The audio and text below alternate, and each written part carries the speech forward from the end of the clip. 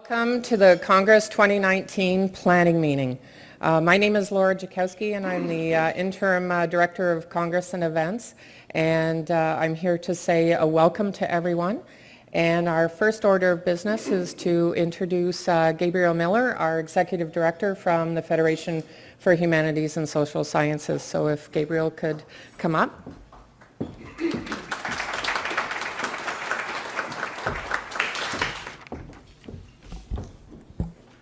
Good morning. Bon matin tout le monde. It is a huge pleasure to be here. The great thing about waking up at UBC, especially on days like this, is you just walk out, you feel, boy, am I lucky. So I just want to say how good I feel about starting the day with the kind of view that's just past these pillars that way. Let me first thank the Musqueam people for graciously welcoming us onto their traditional unceded territory and to hold Congress, to allow us to hold Congress on the Point Grey campus next year. As Congress organizers, it is that much more inspiring to work diligently to live up to our collective responsibility to honor Musqueam protocols and sacred lands, to cultivate respectful relationships with their community, and to engage meaningfully with their knowledge in this Congress and beyond. And yesterday, with the planning team, we had a chance to sit with Leona Sparrow, Musqueam, and learn more about the history, about the relationship with the university.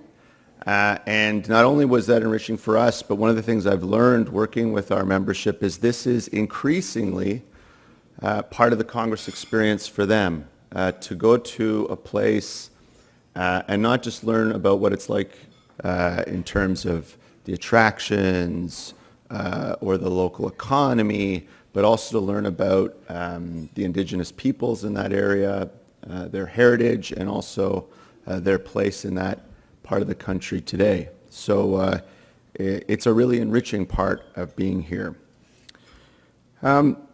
We are absolutely thrilled to be working with the University of British Columbia, and I am feeling really energized. I haven't even had a drop of coffee yet, and yet I am up here, eyes open, because we're getting the chance to work with David Shorthouse and Laura Moss and the entire team here at UBC to bring what I think is going to be a very special Congress here. This will be my third Congress, and I never cease to be impressed by the breadth and depth of the event. Each one is years in the making, and it's like building a movable city. And this one is going to be no exception, but I think we have an incredible environment to do it in. And before I go any further, I want to do something that I didn't get a chance to do at the reception. I just want to ask the members of our team who are here today just to stand up so that you can see them and know that we're here all day today for the next, and then for another couple days, and then back at times between now and May, and then of course all week, the first week of June, to work in collaboration with you, to support you, and to serve you. So if I could just ask the Federation team to stand up so you can see who's with us here. We have Nicola Katz from our communications team, Miha, who is working here on a lot of our indigenous work and also our programming, Lindsay, who's leading a lot of our logistics, Laura Chichowski, who's in charge of Congress and events generally for us, Brenda Dashny, who's our new Director of Business Operations, Sonia Vanny, who is our Director of Communications and Member Relationships, and is that everybody? Emily, Danny, and Donna are in the back doing real work, which is what makes every one of these moments possible. So, and if I could be so bold, if you wouldn't mind just joining me and giving them a hand, because I am very appreciative of what they've been doing. Thank you so much. Now, the thing you might not know is not only are we here to plan and to work together, but in true academic fashion, you are being studied while you are here. This is a beautiful Petri dish that we're sitting in this morning, and that's because next year's Congress organizers are here to learn about what we're doing, to take lessons, and to help their own process for preparing to bring Congress to Western University in London, Ontario in 2020. And I just want to acknowledge who they are because they're going to have to spend an awful lot of time with us, and the better job I can do of recognizing them and thanking for them for their work in advance, the better. So where's the Western crew? Okay. So let me just say, from Western, we have Jeff Tennant, the 2020 academic convener. We have Cliff Fielder, project manager, and we have Christina. I hope I get this right. Christian Crossan. Is that how I say it? Fantastic. Executive chef and food and beverage manager, so that is maybe the most important person. It's great to have you guys here. Thanks for joining us.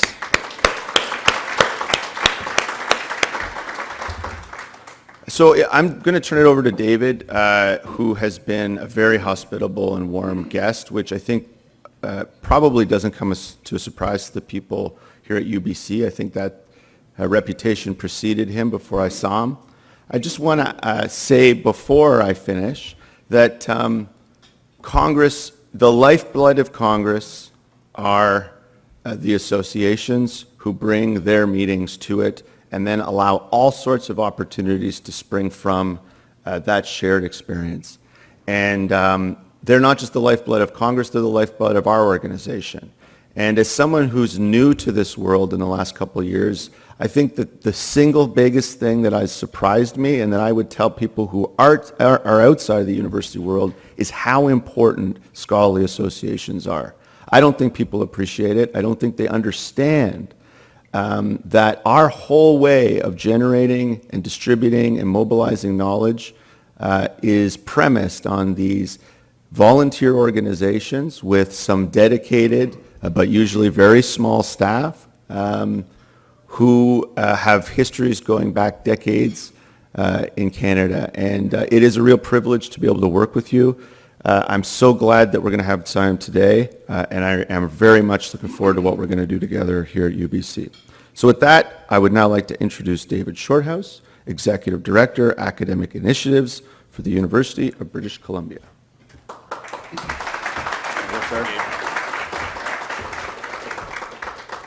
Thank you very much, Gabe, and welcome everyone to UBC. I'd like to welcome again everyone here to attend the planning meeting for Congress 2019, the Federation, our colleagues from Western, and of course the people that are here to support Congress from the UBC campus.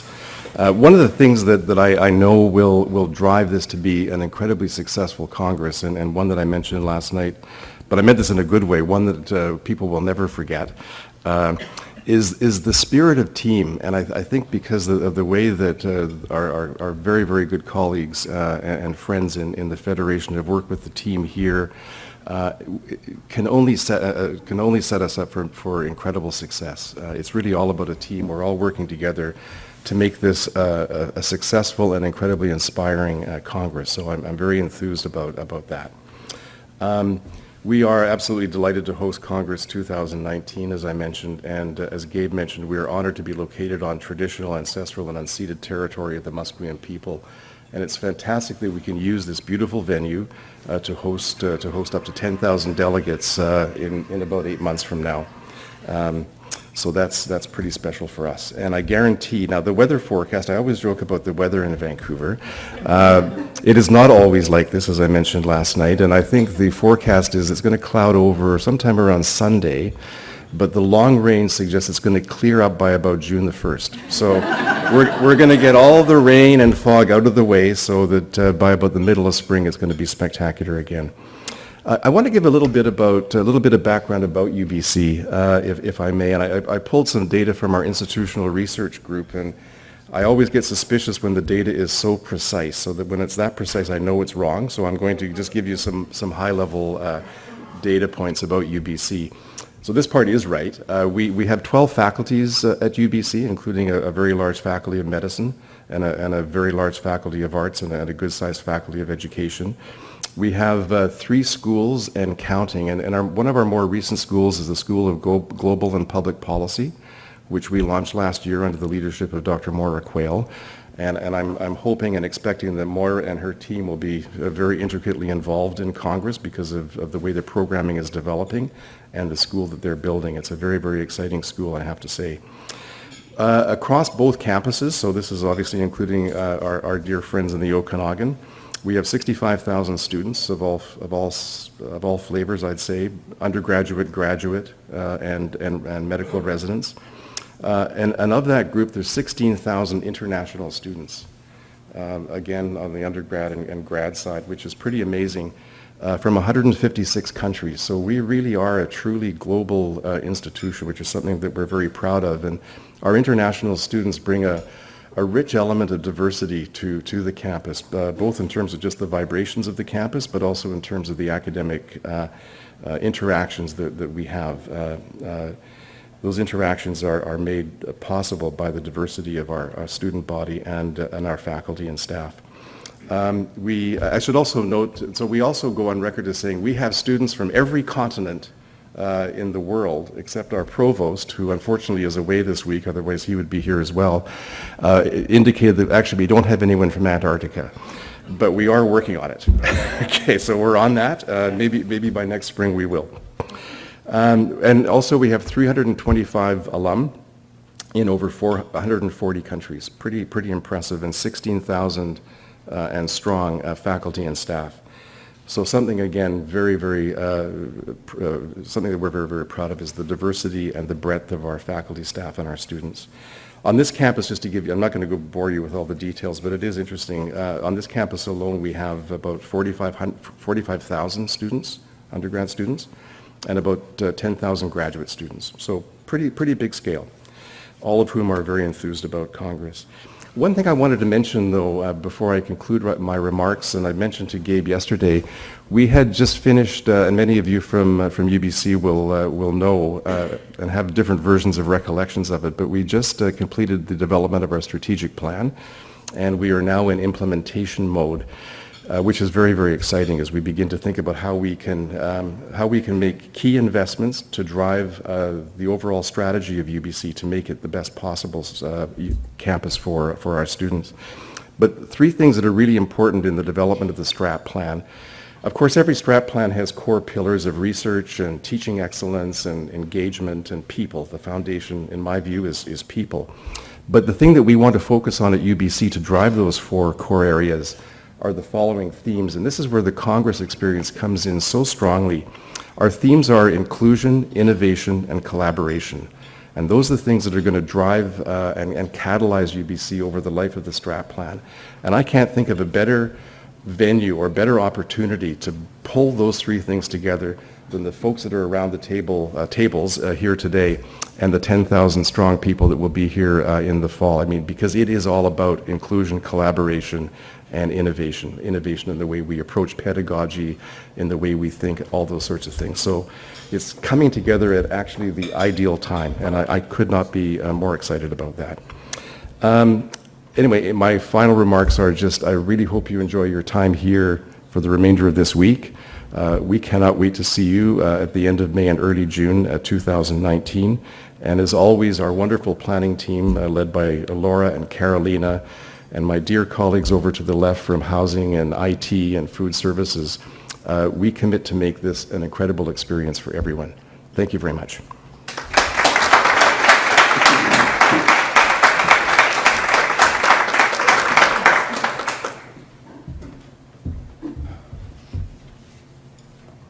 Oh, there I am. Hello. My name's Laura Moss. I'm a professor of English in the Department of English Language and Literatures. When I'm not organizing conference, which is the rest of my life, I study Canadian and African literatures. But for now, I am the academic convener. I'm still a professor, but I'm also the academic convener for Congress 2019. That means that I'm responsible for much of the UBC programming and some of the things around programming. So anything in terms of content is me and my team. So that's who I am. I'm here to welcome you on behalf of the UBC organizing team and to introduce the people I work with. Let's see, it's not moving. There's a clicker. Well, that works. Yeah, it's me. Introductions. Ta-da. First, I need to introduce Carolina Serna, who is the Senior Manager, Administration and Special Projects. She works out of the Office of the Provost. Carolina is the organizational force behind our UBC programming. She works in close conjunction with the Federation, and she is a phenomenal person to co-organize an event of any size with, but of this size, it's spectacular. We're very lucky that Carolina is here. I have to turn now to this table over here, the colleagues that David mentioned. We've got Sonia Sarambana, who's the logistics organizer, coordinator, who works with conferences and services. Levi Semendani, I was trying so hard not to screw up your name, who is a catering and food services person. I don't know what your official title is. It's business development. But he's also an extraordinarily knowledgeable foodie, which is excellent. So he will taste test everything, which is good. Sometimes he lets me taste test as well, also good. Sarah Johnston is in charge of housing and accommodation. Gary Dare is audiovisual. And Kobe Damsel at this table here is our volunteer coordinator. So he will be coordinating the 400 to 500 volunteers we need. So we'll be working with them. Sharon Engbrecht, who does not have a photo there, but is a very valuable member of the team, is the program assistant. So on behalf of our UBC organizing team, welcome.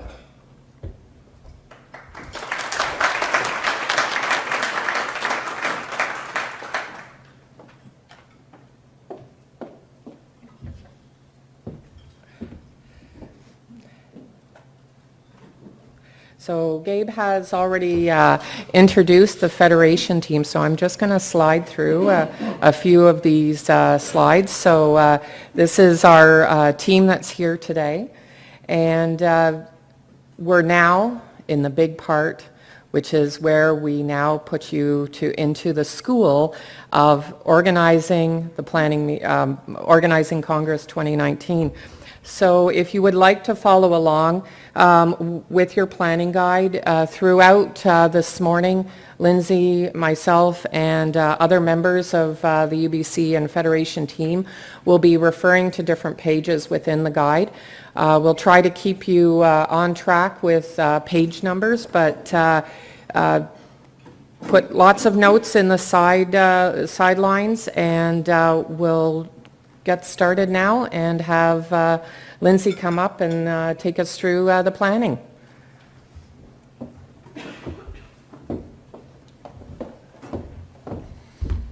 Thanks, Laura. Let me just adjust this. I am the shortest member of the team.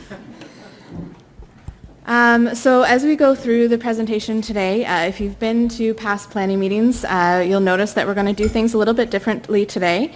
Instead of waiting until the very end of the day to ask questions, what we'll actually do is we're going to stop in between different sections of the planning guide so you can ask questions specifically about that section. So as we go through the planning guide, Laura mentioned take your notes. That'll be really great. This is your best resource. You have the hard copy with you. There will also be a soft copy or electronic copy available on the organizers portal, which we'll talk about shortly. So the first thing to understand as we walk through the planning guide is that the number one person, there's no one person expected to complete all the tasks themselves. I know it looks pretty daunting when you're looking at that list. It's the expectation that these tasks would be shared between the program chairs or the PCs and also the local arrangement coordinators or the LACs. Typically we see the LAC focusing on tasks of a more logistical nature and the PCs focusing on tasks more related to programming and promotion. However, you're as a group considered association organizers, and you're key to the success and planning of Congress and your association's conference. You essentially become the link between your association's members and the Congress team to ensure that we've assisted you to the best way possible to have you set up for success come June 1st. It's important to understand that we work through this process, or the planning cycle as we like to call it, as a team. So communicating is a big deal. Make sure that if you're not already aware who your fellow PC or LAC is within your association, take time to introduce yourselves so you know who you're talking to from week to week or day to day. Page 4 of your planning guide outlines the typical scenario that we see for splitting up the responsibilities between PCs and LACs. However, the particulars of how you divide these tasks are certainly up to you, and that communication will be important to determine who's going to do or take care of which task. You'll notice that the list of responsibilities does have some things that would be managed by a single individual and others as a team. So it's ultimately your joint responsibility to determine how you want to split those things up. So pulling together 73 associations for 2019 under one Congress umbrella can be quite tricky. To do so requires everyone involved to follow the same planning cycle, the same timeline, so that we can focus attention and resources to give you the best support at the right times and in the right places. This planning cycle is identified on page 5 of your guide, and that's where each task is listed with its deadline, including the page numbers within the guide for more detailed information. This list is provided in a checklist format, essentially to use as a tool. You can post it up in your office, leave it in your guide, and just check mark as you walk through the planning cycle and are completing those tasks. Another key tool for you will be the Congress 2019 website. Many of you have probably seen that in a peripheral when you are registering for this meeting. It's important for you both as organizers and as attendees. The website includes a wealth of knowledge on trip planning, programming, big thinking lineups, hotel accommodations. It hosts your association conference pages and registration details and more. It's important to be familiar with this information so that you can share it with your attendees if you're questioned, so you know what's going on and can make sure that they have the right information. Access to the organizers portal, which will be your key tool for organizing, also lives on this site. It's located always in the top right corner, which you'll see on the screenshot and also on page 6 of your planning guide. So the Organizers Portal is a web-based software specifically designed to provide a secure hub for you as association organizers. It's used both to share information with you and also to collect information from you so that we can support your needs for Congress. It's a secure site, so it does require a login, and you'll be receiving information on how to do so as of October 1st. That's when the portal will open. You'll all have a personalized email to give you those access details. It'll be a little bit easier this year if you've ever used the Organizers Portal before. It's a new system, and actually if you registered for this meeting, it'll be a very similar access and password that you've set up. Within the portal, you'll have access to links for various tools, documents, logos, historical data, the forms you'll need to submit, and other resources. You can see each of these areas identified on page 7 of your planning guide and also on the screenshot up on the screen there. The portal is preloaded with information that can help you, and it's updated on a regular basis. For example, today's slides presentation will eventually be posted into that organizers portal on the reference page. If there's any time that you want to look back on it, this is a perfect opportunity so you can look back to talk about what we've discussed today. If you look at area number 1 of that screenshot in your guide, you'll see that the portal's homepage is where you'll find key information on your association's conference for 2019. This includes your conference dates, your estimated conference attendance, the number of complimentary passes that have been assigned for your association, your Congress account number, which you can use for printing services, we'll talk about a little later. There's also a note regarding your membership with the Federation, as that can determine if you're eligible for some of the tasks or funds opportunities that are offered. It also lists the name of your PC and LAC, so if you ever forget, hopefully you'll know them very well, but it'll be listed on that portal for you. There are multiple pages worth of resources available to you in the portal. That's for administrative purposes, programming and logistics, the catering menus and the avian furnishings menus will be posted in there. Anything that you think you could need to download, such as graphics, logos, promotional materials that we've provided, that's all going to be available to you within that portal. And as I've said, it's updated regularly, so if there's anything that you think you would really like to have or you think is missing, let us know, and we'll see if we can get that available to you within that portal. There's a whole page within the portal dedicated to providing you with historical data on your past conferences. So this data provides key statistics and metrics that will help you determine some of the planning and financial decisions you need to make for this year. That includes things like your past conference registrations, past conference fees, revenues and expenses that you've seen for other conferences, the number of room requests per day that you've had other association organizers request in the past, and the contact names for each of your PCs and LACs for the last 3 years. As an example, you now have your registration numbers for the past 3 years in that portal, so you're able to take those numbers and speculate how many attendees you might have for 2019, and that will help you determine possibly how much catering you need to order for some of your sessions. It can also be used to predict how many on-site registrations you might get. That's a number that sometimes isn't covered when you're thinking about how many people you'll have, so you can determine the percentage that you normally have register on-site to determine if you need to make extra precautionary measures for catering or printing documents and things like that. The key area of the organizers portal is the tasks and forms page.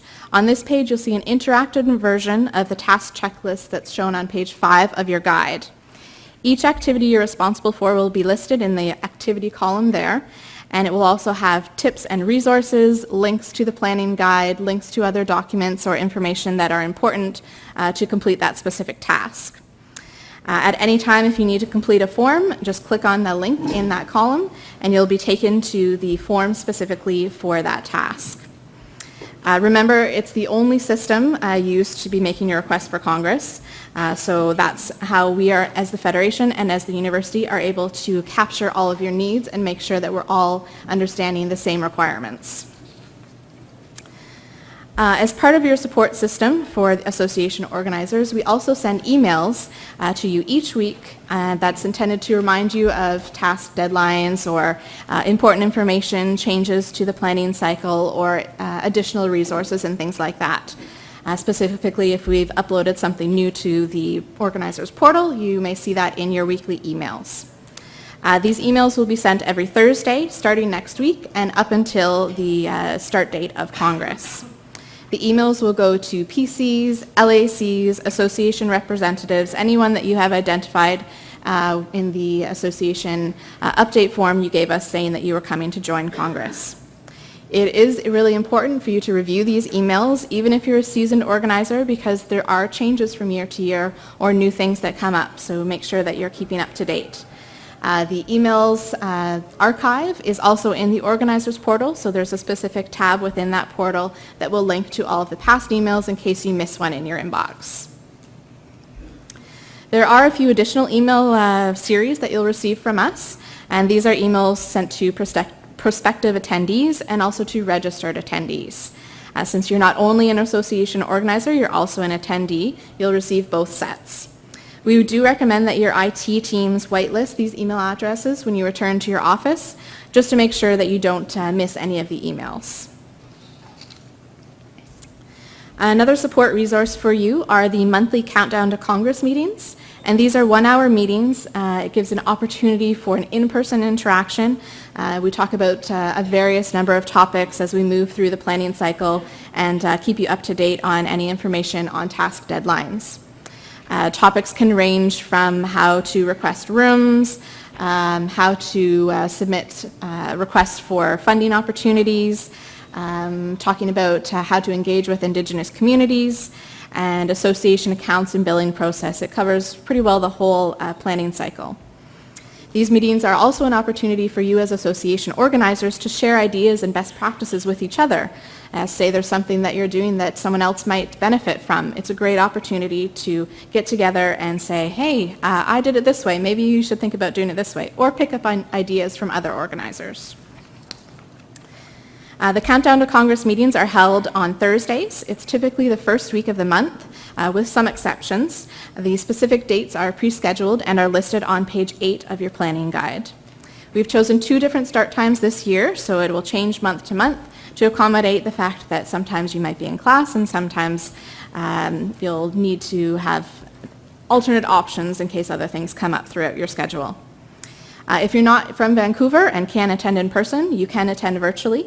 We'll have the ability for you to call in or find a way online to be able to access all of that information.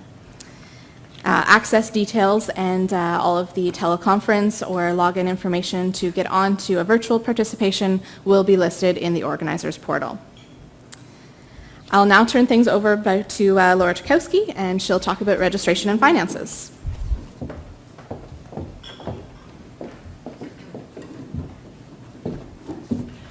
Thank you, Lindsay. So we are now turning our planning guide pages to page 9 and 10.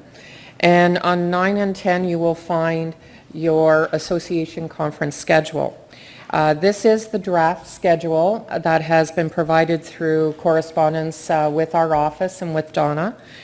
We have a total of 73 associations, as Lindsay has mentioned.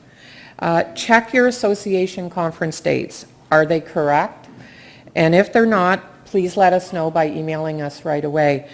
Also, you'll notice on there is that there is an R on the schedule. That R is referring to the President's Reception that will be hosted by UBC.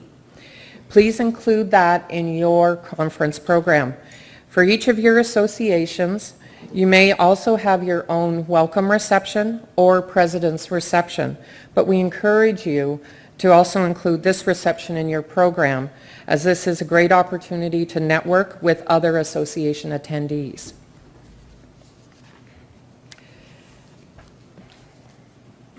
Oops. Yeah, okay.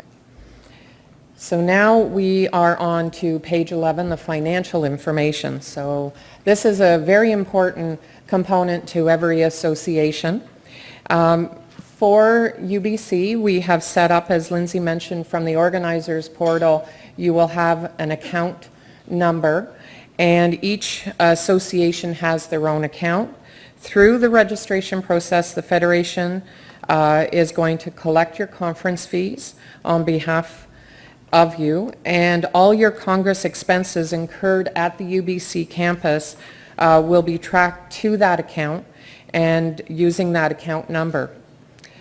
Just as a note, any off-campus services or venues that you are going to use will not be able to be charged to your account. So please take that into consideration as you're doing your planning and deciding where maybe some of your off-site venues are. We do encourage you to work with us to locate those unique venues on the UBC campus, so that way that you can keep everything from a financial point of view in the same account.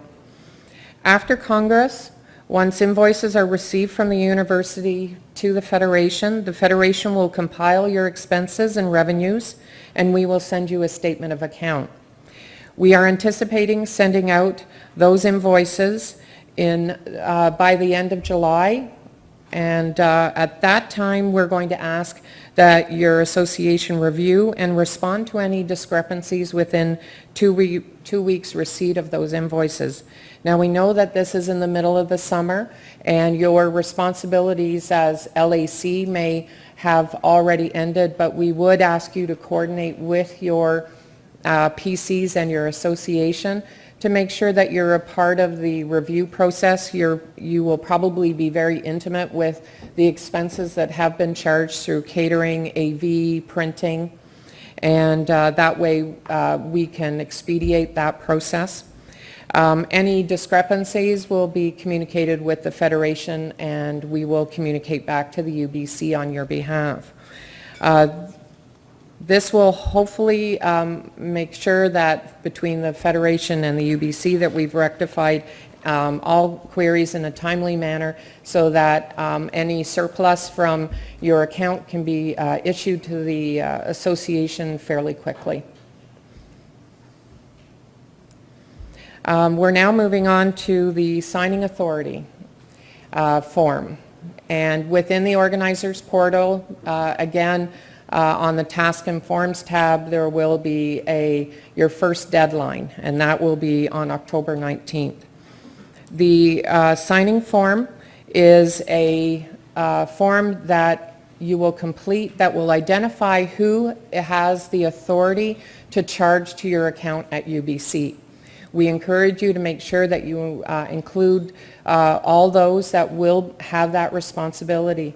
So as charges for printing services are being ordered, our printing department at UBC will be actually checking the signing authority to make sure that your name is on there. That form will remain open through the entire period, so you will be able to go in and modify if things change through that process. And again, an emphasis, that will be your first deadline, so you can put that into your calendars.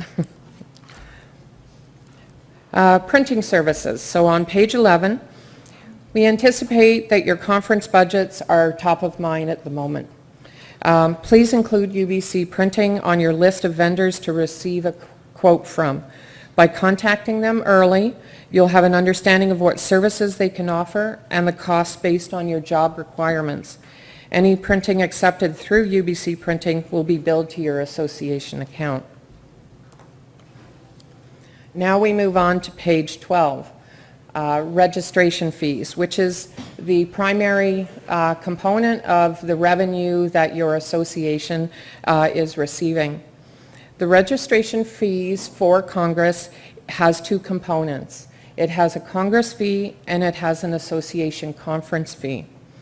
The payment of both of these fees is mandatory for all attendees of associations, including your speakers, your presenters, your panelists, your administration, your management, organizers, and those chairing or attending any of your sessions or panels.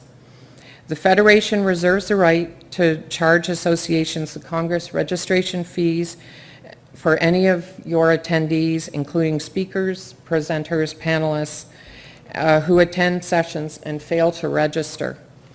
So we do encourage you to ensure that your speakers are registering. Everyone must register through the conference registration system for their specific association.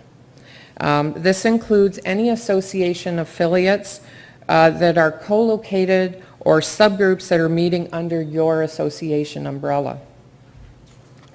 So for those that do have that, they still need to look for the parent association when they're locating it, because all of your subgroups will not be listed as an association. So that will be an important key point.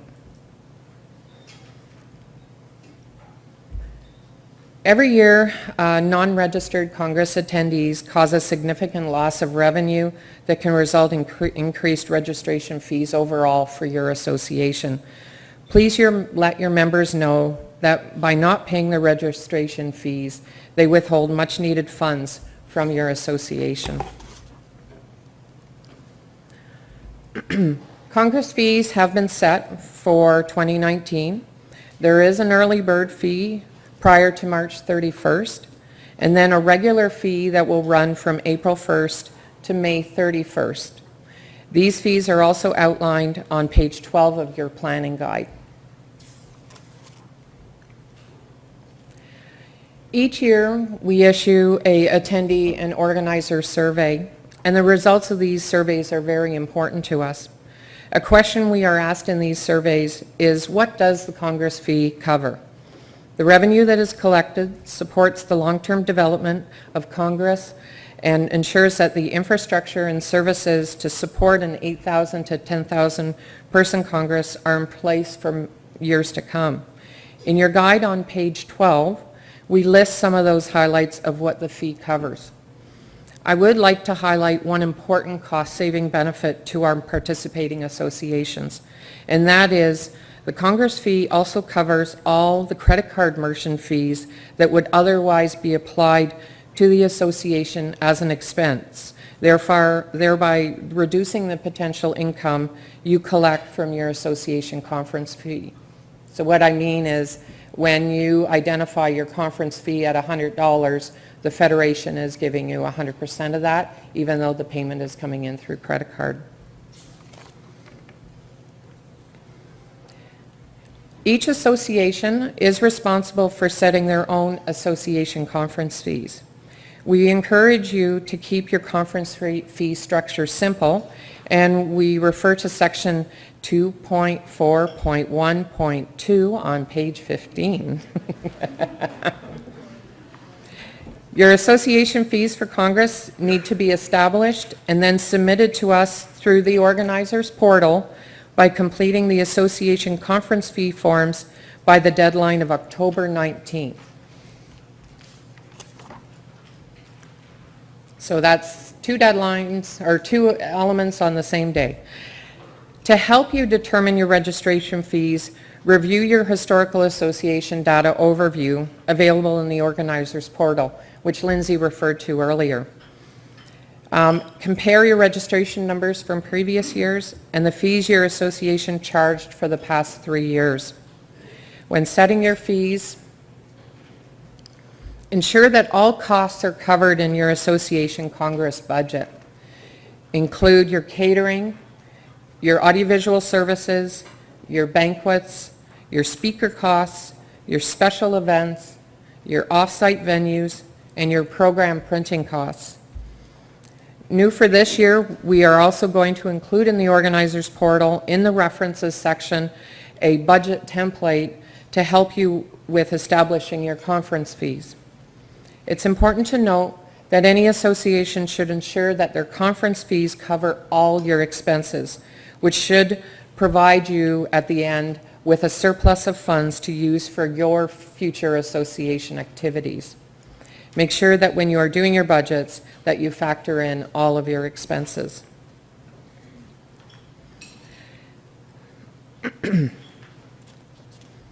Registration rules and regulations. Please ensure that you've reviewed your conference structure carefully, as we will be launching the registration site in early January.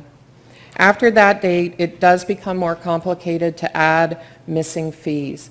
So if you have pre-conference workshops or add-on banquet tickets or off-site tours, please include them as a part of the form that you're going to complete on October 19th. The only registration system that can be used for conference and pre-conference workshops is the Congress registration system. Congress attendees register once when they register and pay for Congress. To ensure less confusion for our attendees, the use of other commercial or external registration systems or sign-up programs is prohibited. The only exception is the use of call for paper or similar software which associations use in managing program requirements and identifying your speakers for your association. This is also for elements such as pre-conference workshops. Your association conference fees do not include your association's membership fee. When communicating with your members, please ensure to explain to them that they are still required to register for your association conference after paying their membership fees. This is a very common misunderstanding with your attendees when they reach our Congress registration desk on site and are asked to pay your association conference fee. We welcome any suggestions from you to help clarify this challenge. The Congress registration system is not connected to any of the association's membership systems. It is the association's responsibility to review your Congress registration lists to verify membership status of each attendee who has selected your member versus non-member conference fee. There will be a link in the organizer's portal that will provide you with real-time access to your registration list. As I mentioned, we are opening registration in early January, and this will create a high volume of traffic on the Congress website. We encourage online registration for your members and non-members. It is fast, safe, and secure. We will be accepting all major credit cards, Visa, MasterCard, and American Express. On page 13 of your guide, you will find information on how to find out who has registered for your conference. As I mentioned earlier, reports will be available for download via the organizers portal, and we are going to also cover a bit of this in the afternoon's workshop. We'll give you a bit of a show and tell. You'll be able to log in and keep track of your attendees in real time. So each time that you download the report again, it'll have any new registrations that have been added to your association. These reports will open as well in January. Remember, the conference registration system is not connected to the association databases. If there are fields that are missing from your reports, please contact us and we'll make sure that the report works for your needs. It is an Excel document, so for those that may be transferring that information into a separate database, Excel will be able to support that for you. We now move on to badge monitoring. On page 14 of your guide, you will see examples of the Congress badge and what they will look like, which will help you to monitor if attendees have registered for your conference while on site during Congress. The blue badge on the right on your screen has a black bar. This indicates that the individual has not registered or paid for any association. The badge on the left, while small, does have an acronym of the association that attendees have registered and paid for. We do have a group of attendees that do like to register for multiple associations. Each of those association acronyms will be included on the badge. We encourage the association organizers to monitor their badges on site and send back any non-registered attendees to the registration desk to purchase a registration for your association.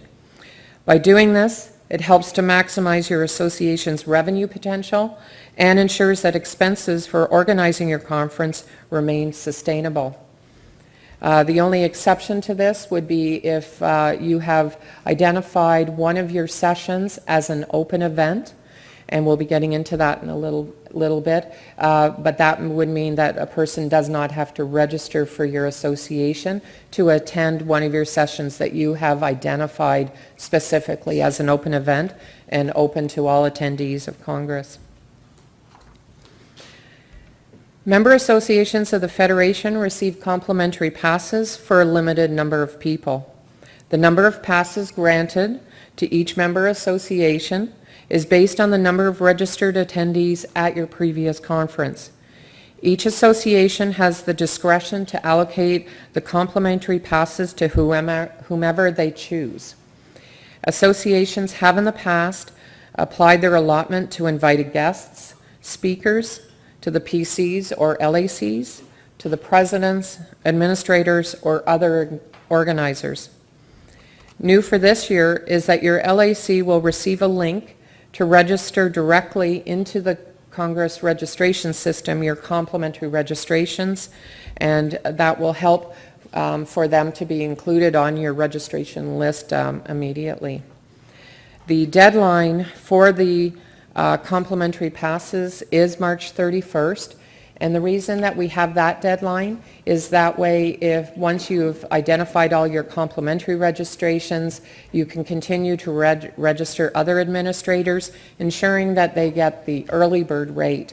The complimentary passes from after that point, you will need to contact Donna to make sure that we still keep the complimentary pass feature open, but we do encourage you to use that link and complete them all by March 31st.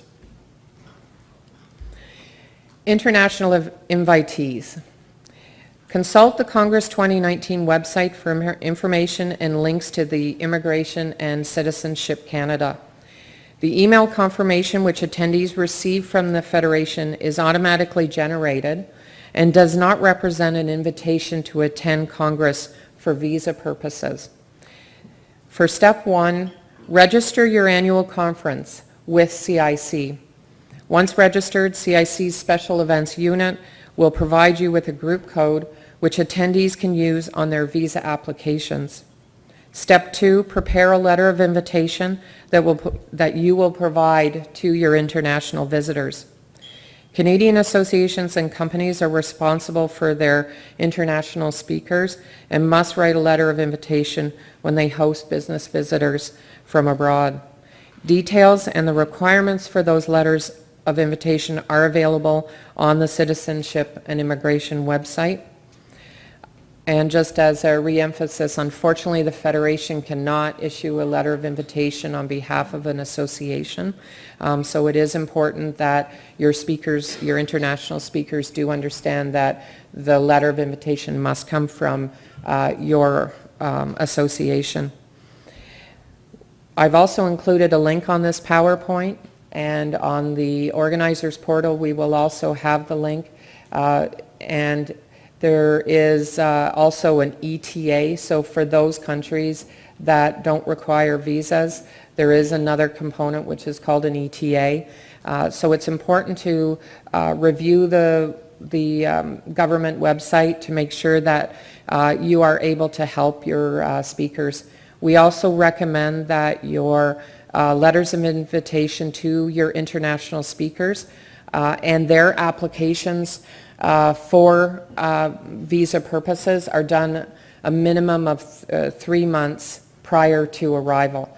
And the reason for that is if they're not in a city that has a visa processing office, they're going to need to send their passport and their application to another office, which may hinder their travel during that period. So it's really important as you're looking at your speakers to do that. And now we come to the point where we give you a bit of a breath. And now we invite you to ask any questions in the first 2 sections that Lindsay and I have covered, and we'll help you with that. So does anyone have any questions? Yes, Michelle? So the idea of registering for Congress without having to register for an association, is that new or? It's new in that the new software that we are using, they will not be able to complete their registration without registering both for Congress and then registering for an association. So it will prevent them from finishing unless they do select an association. Yeah, that's why I was a bit confused because in your presentation you had the blue. That's right. So we do have individuals, we are looking at how we can put or ask people to register who are planning to come to open events. So that is the piece of the puzzle that we're working on. So that's how we addressed it. I appreciate you bringing that up. Yes? Please use the mic if it's possible. I'll bring it over. Oh, thank you, Sonia.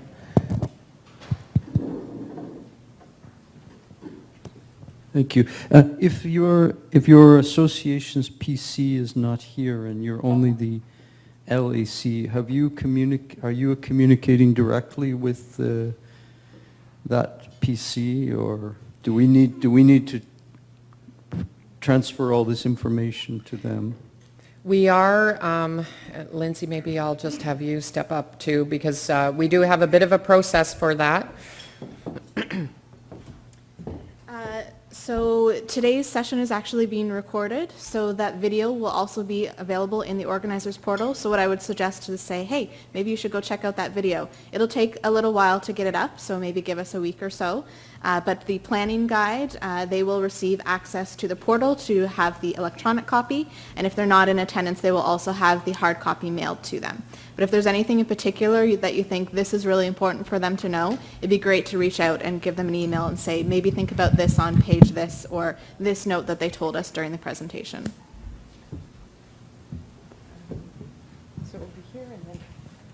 Hi. I'm wondering, for the badge monitoring purposes, if your organization is offering, you mentioned a workshop or a sub-conference with an additional fee, is there a possibility of having like a code placed on the badge that would show that they'd actually paid for that workshop, or is that possible? What we can do is maybe work that into the badge for you.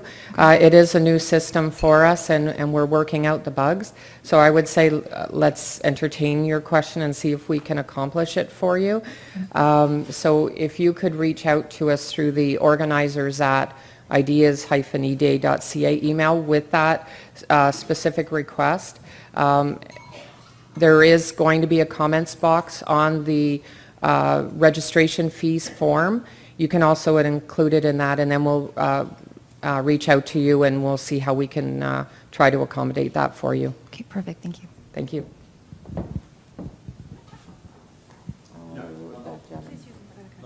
And we have another question. Hi, sorry. I was just wondering, does any of the Congress fee come back to the association or only the association fee? And then the other question was whether the student volunteers, whether that's entirely covered by the Congress and the association isn't responsible for student volunteers, like helping with Congress events. So so your first part of your question was related to the Congress fee and the association fee. So the association fee is what comes back at 100% to the association.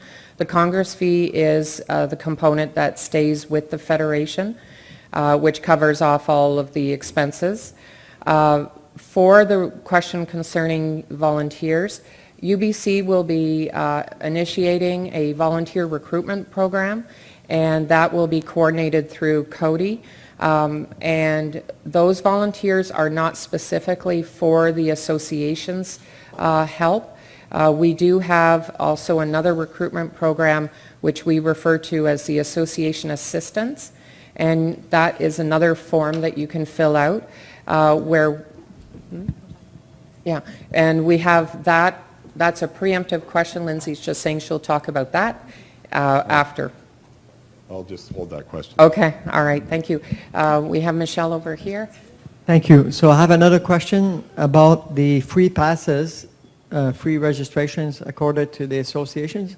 Given that this year's meeting was not as well attended as previous ones, have you revisited the numbers that are required for each free passes? That's a very good question. No, we haven't. Donna?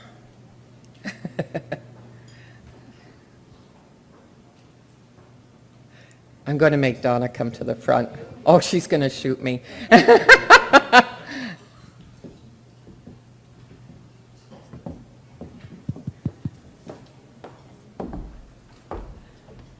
Hi, I'm Donna. Unfortunately, we won't be able to make any changes with that. It's, we can't really control how many are going to participate in each university or each Congress. So it will be whatever your attendance was last year is what will be allocated for your complimentary registrations for 2019. Thank you. Now, I'll just add on to that. For your associations, if your inventory of complimentary passes from the history of last year is going to be used for this year, and it doesn't meet your full allotment of complimentary, you are, as a part of the process of registering, you can go in and purchase additional complimentary passes so that your speaker doesn't have to pay, but we can allot extra registration fees onto your account, and we can just do it that way. So if that is an element when you're looking at the organizer's portal that you need to publicly show they're getting a comp, but there's bookkeeping on the back that there's a pay, please send us an email on that, and we can work that into the program. Any other questions? Thank you. Yes, I had a question. If you would be able to clarify the process for financing off-campus venue or events, because if we would charge through the registration for the the association a banquet fee for an off-campus event that we then actually need to pay for, how would that money be transferred to the association in order to do that? Because typically event venues want to see the money before you actually serve the dinner. Yeah. So could you clarify that process? Certainly, certainly. Yes, and that's a very good question. We have had associations from time to time have actually done that, where they have put a banquet fee into their association registration as an add-on. And what we have done is made arrangements with that association to issue the money that has been collected to the association at that identified time. We can't, so if we've collected $4,000 worth of banquet fees, we will pay you out $4,000 worth of banquet fees upon your request. Great. And then that way you can support your deposit requirements with an off-premise venue. But I'll just put a plug in for UBC. The catering is pretty awesome here, and there's some amazing venues, so please consider UBC. Right, Levi? Thank you. I'm Srish Jyal, representing the Canadian Peace Research Association. Our association has a problem in terms of registration, which may not be unique only for our association. The planning guide and later the planning essentials will show registered, and the non-registered is black line stripe. Unfortunately, a number of non-registered people come with registered delegates, and they simply come and sit down. They take part. It's extremely difficult to ask them to leave the meeting to go for registration. It's an expression of embarrassment for many of us. How do I or our association resolve it? Thank you. I appreciate your question because it is a very sensitive situation. But as you've indicated, it's an unfortunate part of our programming and how large we are that we have individuals that may choose to try to circumvent the system. And we try every year to close that gap. One of the things that we do recommend is that you do have a representative at a greeting table. We'll talk about a greeting table soon in our program this morning.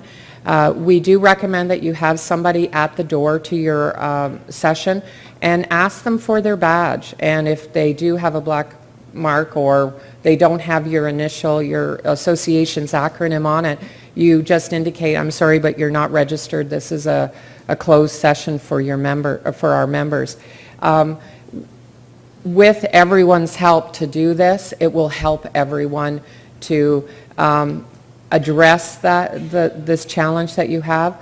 Once they're inside the room, I agree it's a bit difficult. It can be embarrassing for both yourself and for the individual. We do try at registration to ask them.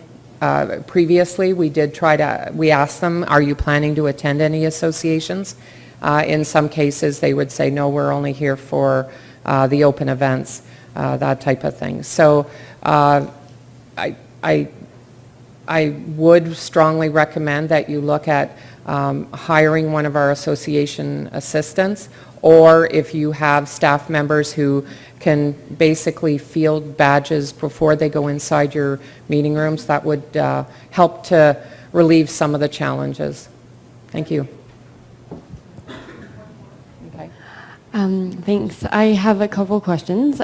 So one is about, on our registrations, we're hoping to make an option for people to add sponsorship for a student or marginalized member to attend. Is that something we can do through the system? In previous years, our answer was no, but with the system that we have, that we're building out, yes, it is possible for us to do that. We would need to have a further discussion with you on exactly how that would unfold, because it would not be a part of the normal registration form. So we would want to talk to you about it and then make a determination from there.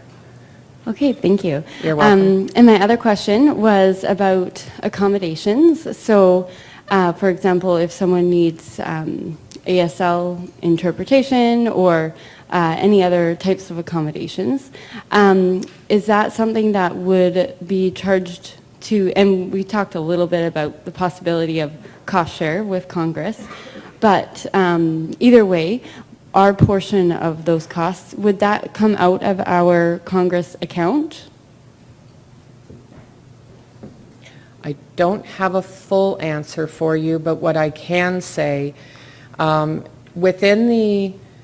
at the organizer level, at your level, asking for special AV requirements would be handled through the organizer's portal request system when we're doing the AV, and you would identify it. If there are very specific arrangements that need to be made, we have in the back of the planning guide the AV email address for UBC, and you can start the conversation about what the services you need.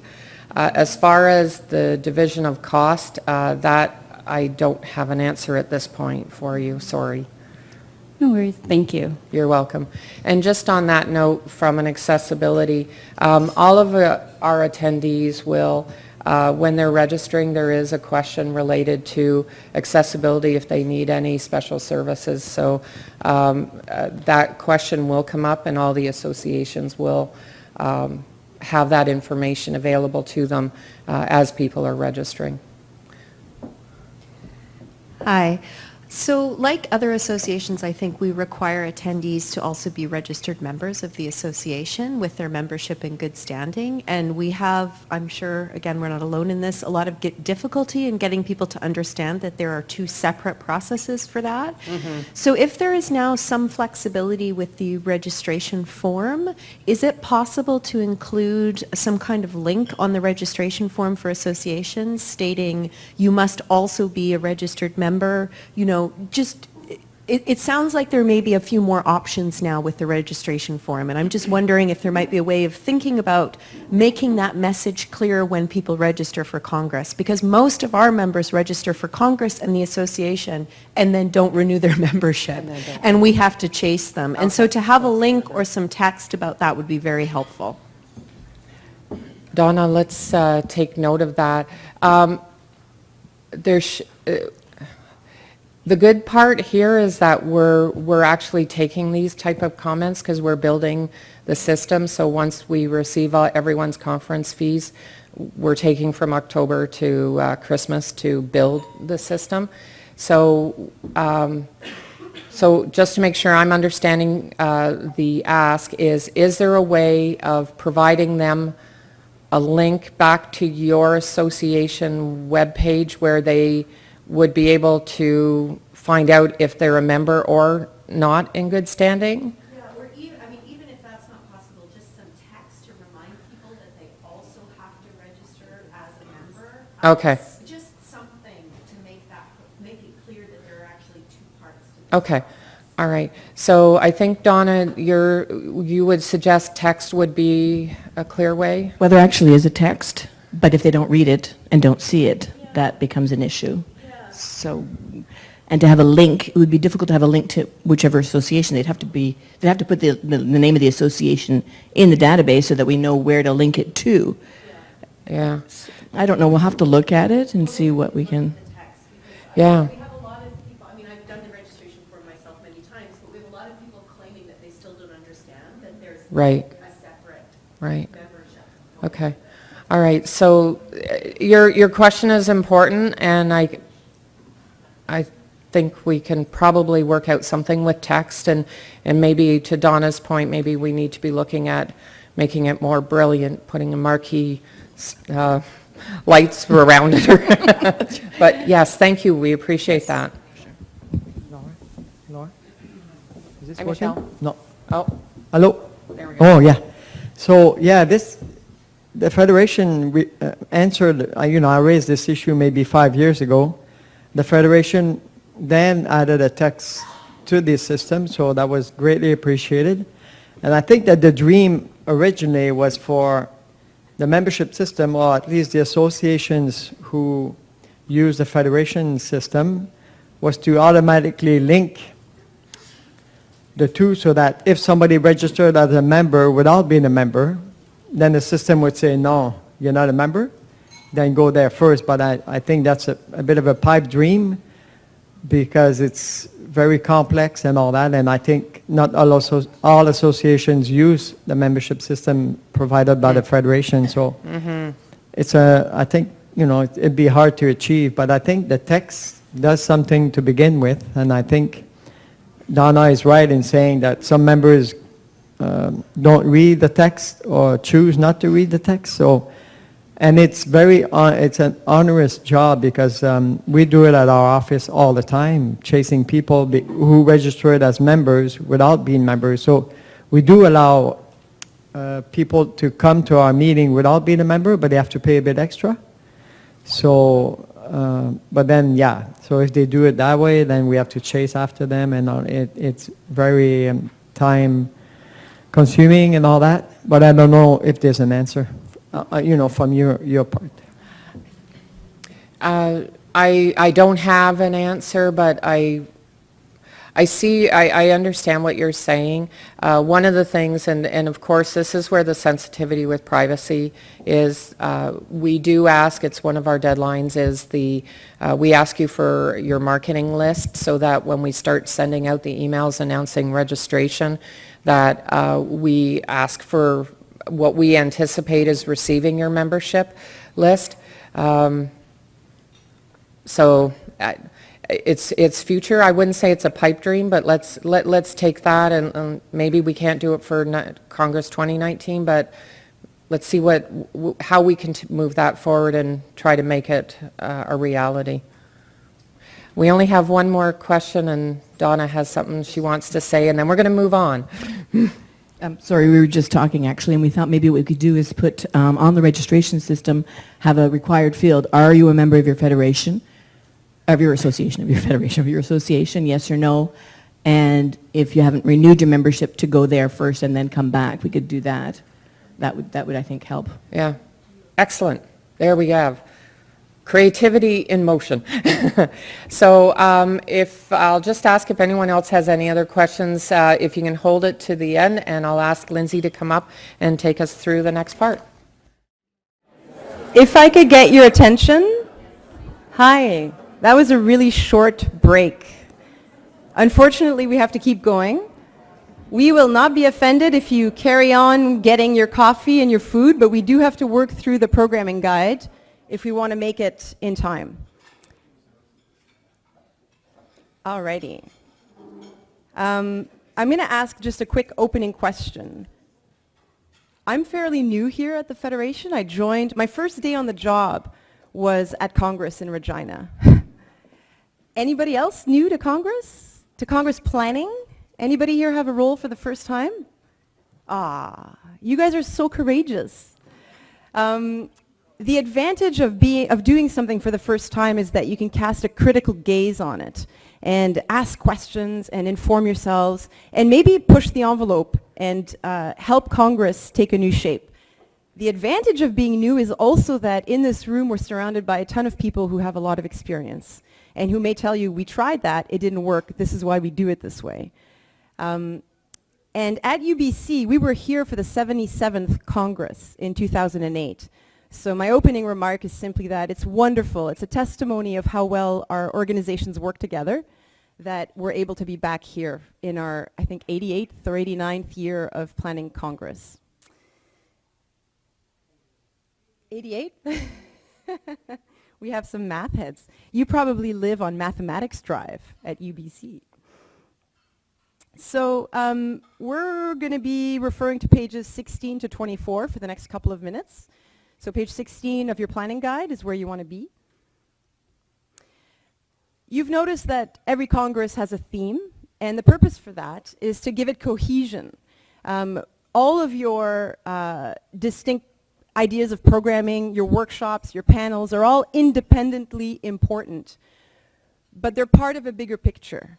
And the theme selected by UBC this year that we've collaborated on is a theme that will allow for a lot of conversation, discussion, debate, dissent, dialogue, other D words, and we're very excited about the directions that this will take us in. So this theme isn't just for the Federation to keep in mind or for UBC to bring about, it's for you to kind of reflect on and see how you can integrate it into your own association programming. It's an overarching theme that gives it cohesion.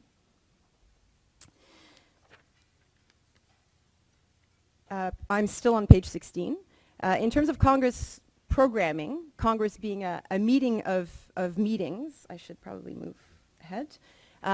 When we talk about programming, there's really two types of programming. There's the association programming, which is the one that you're responsible for, and then there's Congress programming. And the Congress programming is actually the Federation, the University of British Columbia, and some of our partners that present that programming.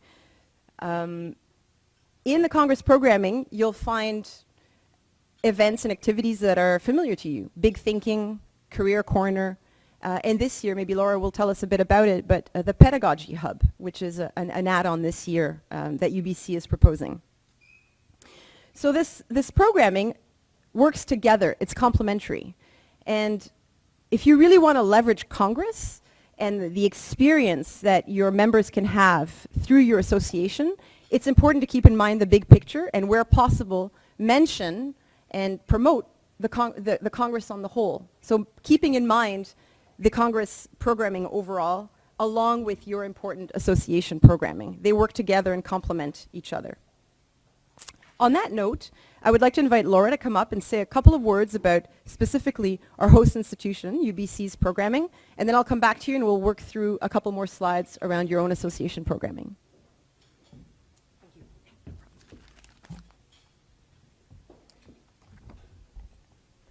Hello again. Nope. Hello again.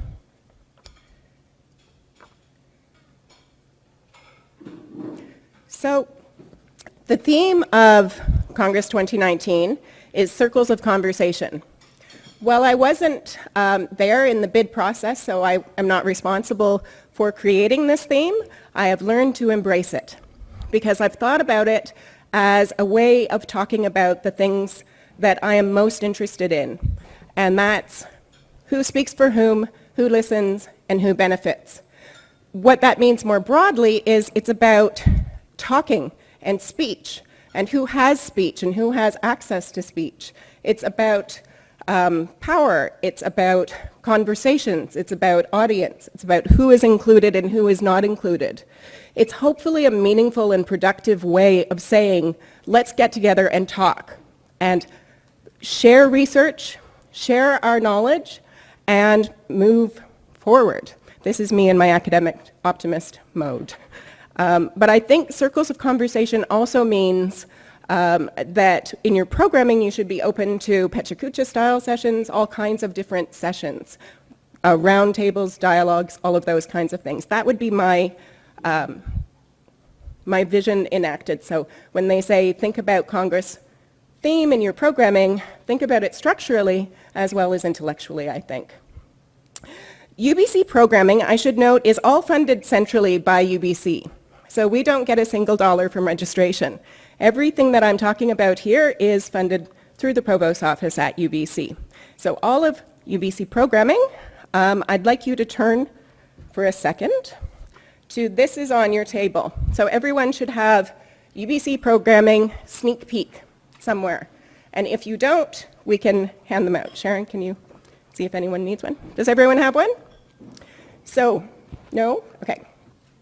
So we have 32 events that we have planned already.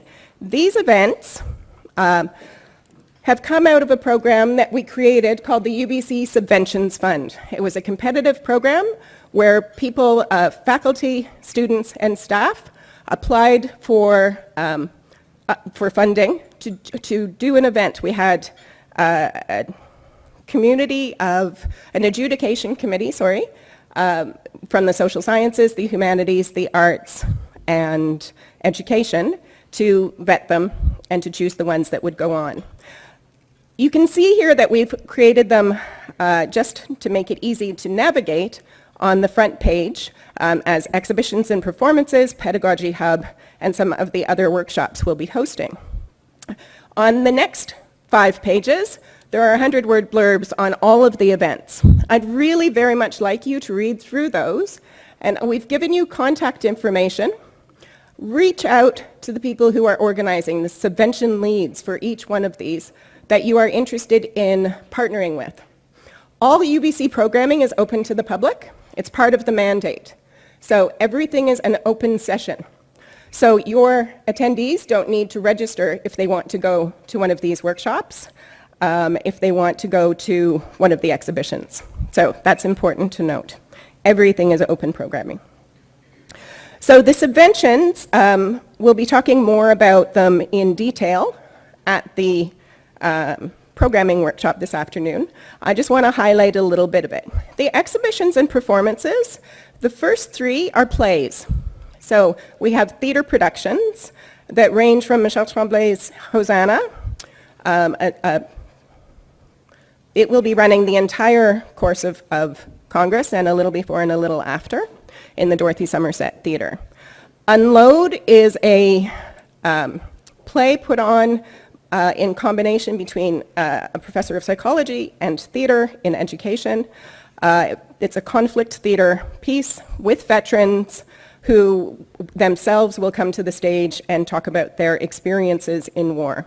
The Galatea project is a collaboration between UBC and Bard on the Beach, and Bard actors will be coming here and doing an outdoor performance of this play from 1588 that deals with climate change and same-sex love. It's really exciting. The next 3 are sound installations, ranging from a massive outdoor deep listening event to Listening to the Land, which is a collection of Indigenous elders have told their stories, and they are through the UBC Indigenous Digital Humanities group. They're recording people, and we'll have those available out there. The next few are art installations, visual art installations. The first one, Picture Perfect, Blind Ambition, is actually by artists with visual impairments. So tactile art, all kinds of art. We have some literary works. Canadian Literature at 60 is, I'm just, full disclosure, the editor of Canadian Literature, the esteemed journal run out of UBC. And we're celebrating our 60th anniversary, so we'll have a poetry event around that as well as workshops. We also have a fantastic exhibition, a couple exhibitions at the library, A Queer Century, a rare books exhibition that engages 1869, when the word homosexual was first used in print in a German text, of which there are only 7 in existence, and UBC is buying one of them, which is extraordinarily exciting. UBC, through Kyle Frackman, is buying one of them, to 1969, the anniversary of Stonewall, and the decriminalization of homosexuality in Canada. The final 2 on the exhibitions and performances are film events, where the film will be presented and either the filmmaker or people associated with the making of the film and the community will be in attendance. So these are really wonderful and exciting events. The next thing I want to point to is the Pedagogy Hub. The Pedagogy Hub, we have created this because this will be my 15th Congress. I've been going since I was a grad student in 1994, and I have seen a gap. I've seen the career corner and the professionalization stuff, which I value immensely, and I've seen all of the excellent associational programming, the research. I have not seen a lot of discussion or non-disciplinary specific discussion. I see it within my associations, Acute, CACLOS, ACQL, the other associations I belong to, but I don't see it in the organizing structure. So at UBC, we are creating a zone called the Pedagogy Hub. It'll be an actual drop-in space for people to come and talk about teaching. We'll have workshops one workshop a day on various aspects of teaching. These subventions were by people who wanted to create this teaching focus zone. So it's a scholarship of teaching and learning and problem solving around teaching. Challenges, successes, all kinds of discussions will be going on there. I'm very proud of that as UBC's contribution to this Congress. So I hope that in a way you can make that meaningfully accessible on your website. Cultural programming means we will have a social zone where there may be beer, i.e. a beer tent, and we'll have cultural programming around campus as well. And family programming. So I am an academic and I am also the mother of three. And I've been to Congress, as I said, many times, and I have sometimes been frustrated by the lack of services for my children. Over the years, it's improved vastly, but I want to make sure it continues to improve. My husband is an academic. I have also circled Congress with not a lot to do with the boys. So we're also creating events for partners with children, partners without children, companions. So we're creating family and companion programming as well. So those are the highlights of what we're doing. I'm happy to talk to anyone about any aspect of what we're planning. I don't have a lot of time here, so I'll just go on to say that UBC is proud to host the President's Receptions. These are a long-standing Congress tradition, and the nights, as you can see, are on the schedule. So to translate that, that's Sunday, Monday, Wednesday, Thursday nights. They are, of course, only open to those who register and pay for Congress. We're working on trying to make a family-friendly zone in them, so people whose children have been in care could come to this, but that is still very much under development. But I would like that. That's blue sky thinking we're trying to work on. Blue sky thinking is a phrase I learned when I came into this role. It's a very important phrase to know. The opening reception will be on Friday, May 31st. This is an invitation-only event.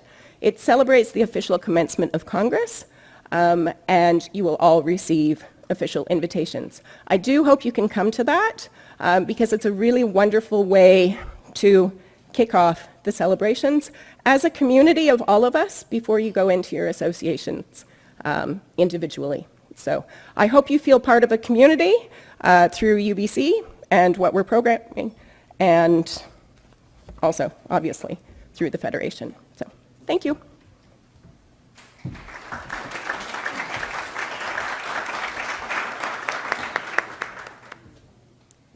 Thank you, Laura. All right, continuing on with the programming that you can expect, Big Thinking. Insofar as Big Thinking in 2018 was about women's leadership, Big Thinking in 2019 at UBC is about art as a critical platform for engaged scholarship. So the three questions that have been proposed to orient discussions around Big Thinking and our Big Thinking speakers are the following: who speaks for whom, who listens, and who benefits? So we're hoping that this will engage our audiences, diverse audiences, your association members, by offering jumping off points into a variety of directions that really engage the humanities and the social sciences. So through modes of storytelling, speech, voice and censorship, digital applications, artistic responsibility, accountability, we can understand the artistic experience and how to use it as a threshold to engage individuals into conversations that maybe otherwise would have been out of reach for them. A couple of things to note about Big Thinking. I think Laura's taller than me. It is supported by the host and by sponsors. It is not supported by Congress registration fees. So that's something to keep in mind.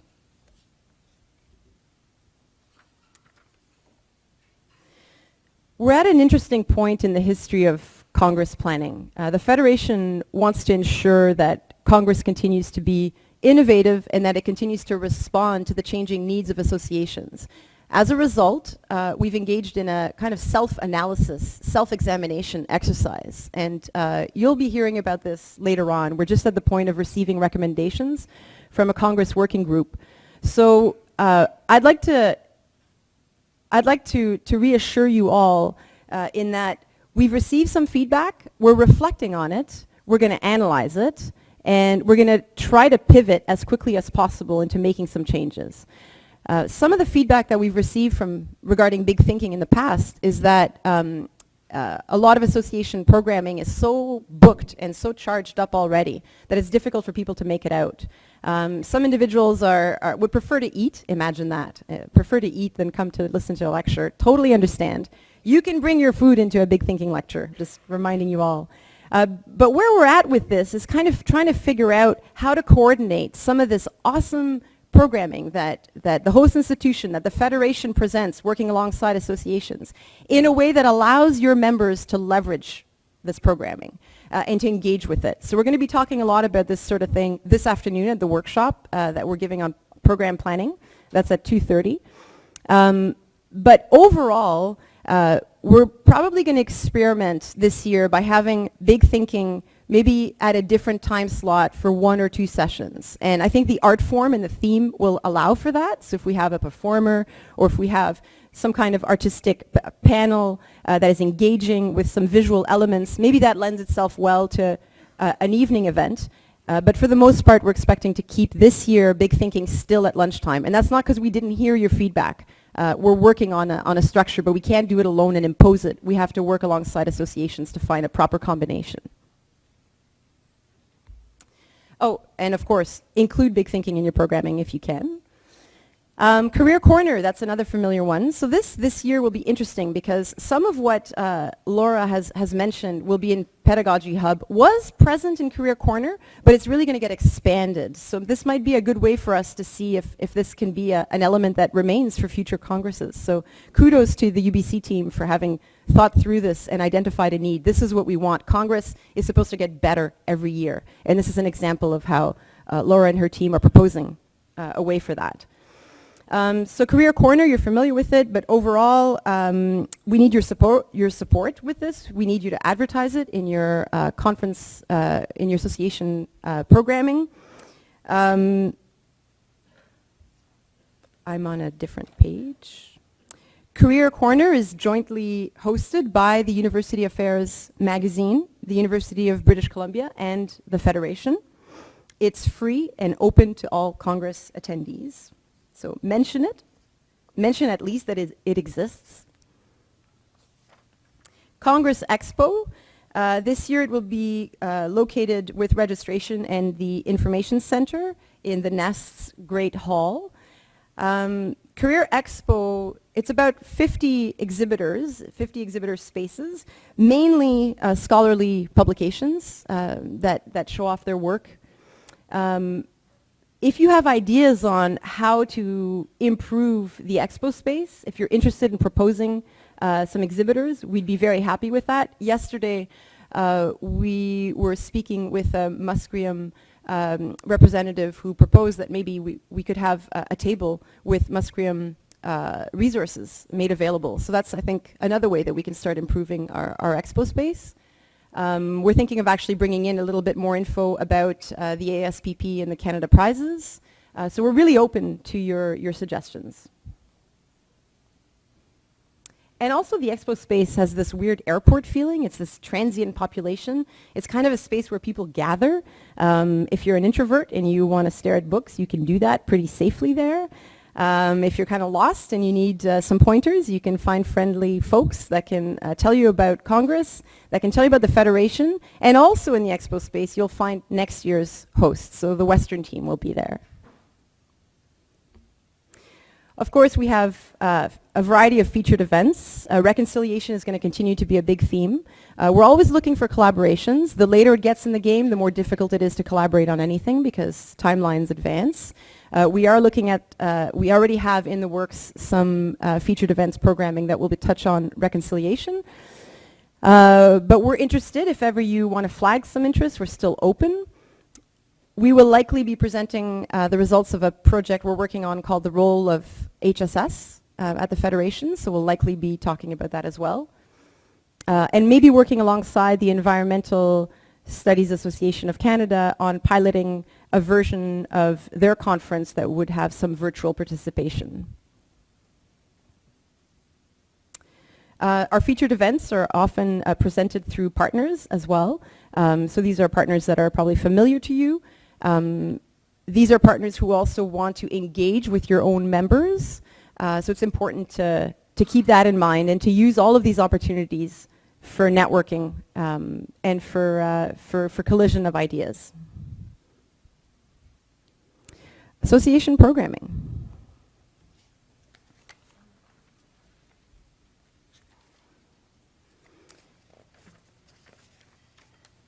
So at this point, I'm at page 19. So we talked about the Congress programming. This is the second area of the mosaic that is Congress programming. So the first step in communicating your conference details to us is to make sure that you fill out the association conference details form, which is found in the organizer's portal, and that you do this by November 16th. This will be the information that we're able to capture, that you've provided. We're able to capture that and actually put it up on your association's webpage. And these are high traffic areas. You want to be present there and you don't want to miss that deadline. It allows you to provide a compelling rationale for the programming that you've decided to present. And I think we talk about 1,400 people visiting these pages between January and June. Oh, and it's not the only step. You also have to provide, I think, a PDF. Is that correct? Yeah.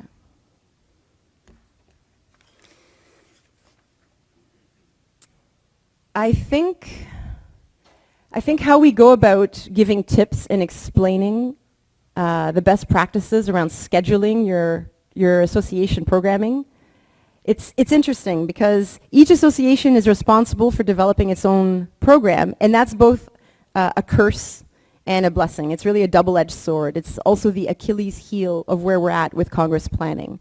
Because if everybody does things their own way, it serves your own members to some degree. But if there's no coordination and orchestration, we're in a situation where people can't leverage the structures that are in place and the programming that is in place. So what you see on this slide is a proposal. You can find it at page 20 in the planning guide. But it's a sense of what a schedule could look like. And we have some recommendations there. We recommend that each association use the time slots in a schedule like this, even if you're all doing something different, that you try to fit it in as much as possible, because that's what will allow your members to network with other members from other associations. It's what will allow them to leverage everything that Congress 2019 has to offer. Feedback that we've obtained from Congress attendees and associations shows that attendees would like to be present at other association meetings. They'd like to take it in. And the only way that that can happen is if there is some sort of orchestration of scheduling.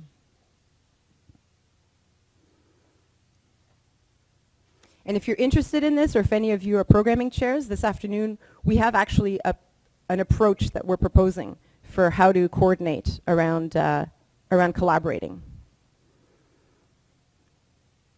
So moving on with other tips for creating your conference program. Start the regular conference programming at 8:30 a.m. This makes for really long days if you start sooner than this. Keep in mind that you've got your president's reception. You also have to build in breaks and maybe build in a little bit of time for fun. I've worked in the marketing and printing industry for a while, and we talk about white space, and the tendency with individuals who are not experienced with content and layout is to fill up all the space. Like, why would you have white space? Well, the white space is what makes the other content stand out. And I kind of draw a parallel to what happens with programming. If you book programming without any white space, you're not allowing the actual content to emerge and giving people time to absorb, think about it, rearrange the information, and actually create and share new knowledge from it. We recommend that you allow 15 minutes in between sessions just for people to get to one session and move around. We have a beautiful large campus to walk around. And we invite you to host special events and receptions in the evening, maybe starting at 6. Don't start at 5 because that competes with the president's reception. So maybe around 6 o'clock. I think Congress is about eating a lot of energy bars. So again, adding a bit of extra time for networking, and I think the one word that should have come up a lot earlier, and that I am definitely responsible for bringing in, is fun. Like this is going to be fun. It's already fun, organizing it, but it's going to be really fun for your members. So approach your programming with that perspective.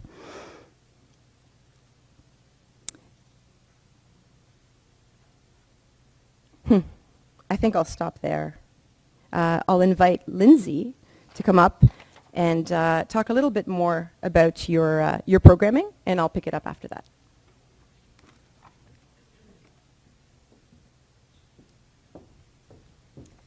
Thanks, Sonia.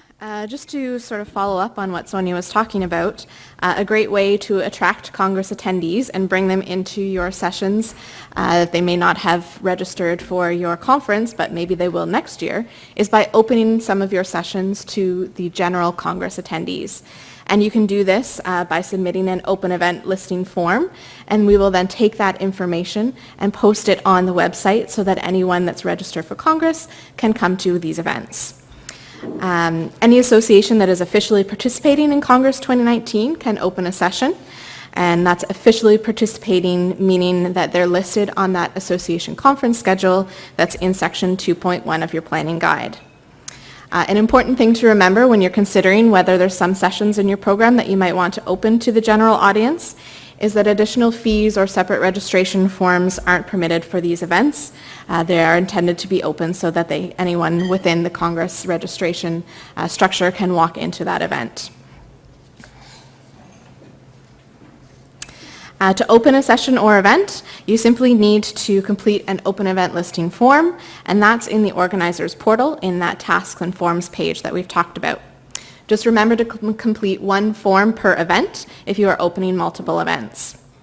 If you submit it by the deadline of March 8th, which is sort of the important thing to make sure you submit it on the deadline, that deadline is intended so that we can get it up into the online calendar of events on the Congress website and also in the Congress Essentials Guide that's printed out and given to all attendees on site. Should any important details about your listing change after you've submitted the form, you do have the opportunity to make that change via an open event listing change form, and the deadline for that is March 22nd. If we receive those changes by that date, it means we can get them into the guide, so we'll make those changes for you, and we'll also make sure they're reflected online. If in the event something really crazy happens and you need to make a change in the listing after that date, we will still be able to make that update on the website. It just won't be in the Congress Essentials Guide, so just keep that in mind. And if there is that sort of change, we'll obviously remind you about that when the time comes, but all of those communications come through the organizers at ideas-uday.ca. Now, we know that opening events is only part of your association's conference program. The program in itself is a very important publication.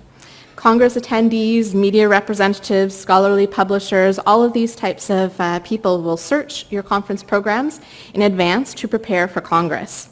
It's either to determine if they want to register or maybe they're interested in connecting with your members and seeing what you're doing so they can reach out to you. Ensuring that the Federation has the most up-to-date version of your program is really important so that we can get them on your association pages that Sonia talked about. It's our expectation that that would happen on time, so we have the draft ready, and that deadline is March 22nd. And the final deadline to get the final program to us is May 3rd. Obviously, at any time, you're able to submit updates via the submission in the organizer's portal. There's a form where you can upload a conference program at any time. You are responsible for doing that and making sure that the name of the form is one that we can easily attach to your association. So that shows up on your planning guide there. I'm sorry, I didn't write down the page number, but if you're following along, you should know exactly where that is. But the example of that form name or program name is just your association number, English acronym, French acronym, and then the year, month, and date. So for example, we took an example for CPA, and that would be 47-CPA-ACP. and then the date of 2019-03-16. Say that was the date that you submitted that particular program. So as an association organizer for your conference, you're also responsible for making sure that your presenters are prepared and able to come on site and have everything that they need to make their presentation during your program. There are several important pieces of information that you should be relaying to them, and we do actually have a page that will be available on the Congress website, and that's the Info for Presenters page, that you can share that information with them. You should also make sure that they're downloading the Accessible Presentations tip sheet, and that gives some important tips on how to make sure that your presentation is accessible to all attendees. It's also a good idea to initiate discussions regarding a presenter's expectations for AV. I know there was a question previously about, say they need special equipment for accessibility needs as part of their presentation. That would be something that you would want to make sure you communicate with the presenters so that you are able to then order that during the AV ordering deadline, which we'll talk about a little bit later. And lastly, if your speakers raise any concerns about security issues, we have had concerns raised to us of someone that has a person that would like to follow them whenever they present around the country. If that sort of a situation comes up, please notify us through that organizer's email address, and we will then liaise with yourself and the university security team to make sure that they feel prepared and safe when they arrive for Congress. And next, I'll invite Sonia back up to talk about funding support.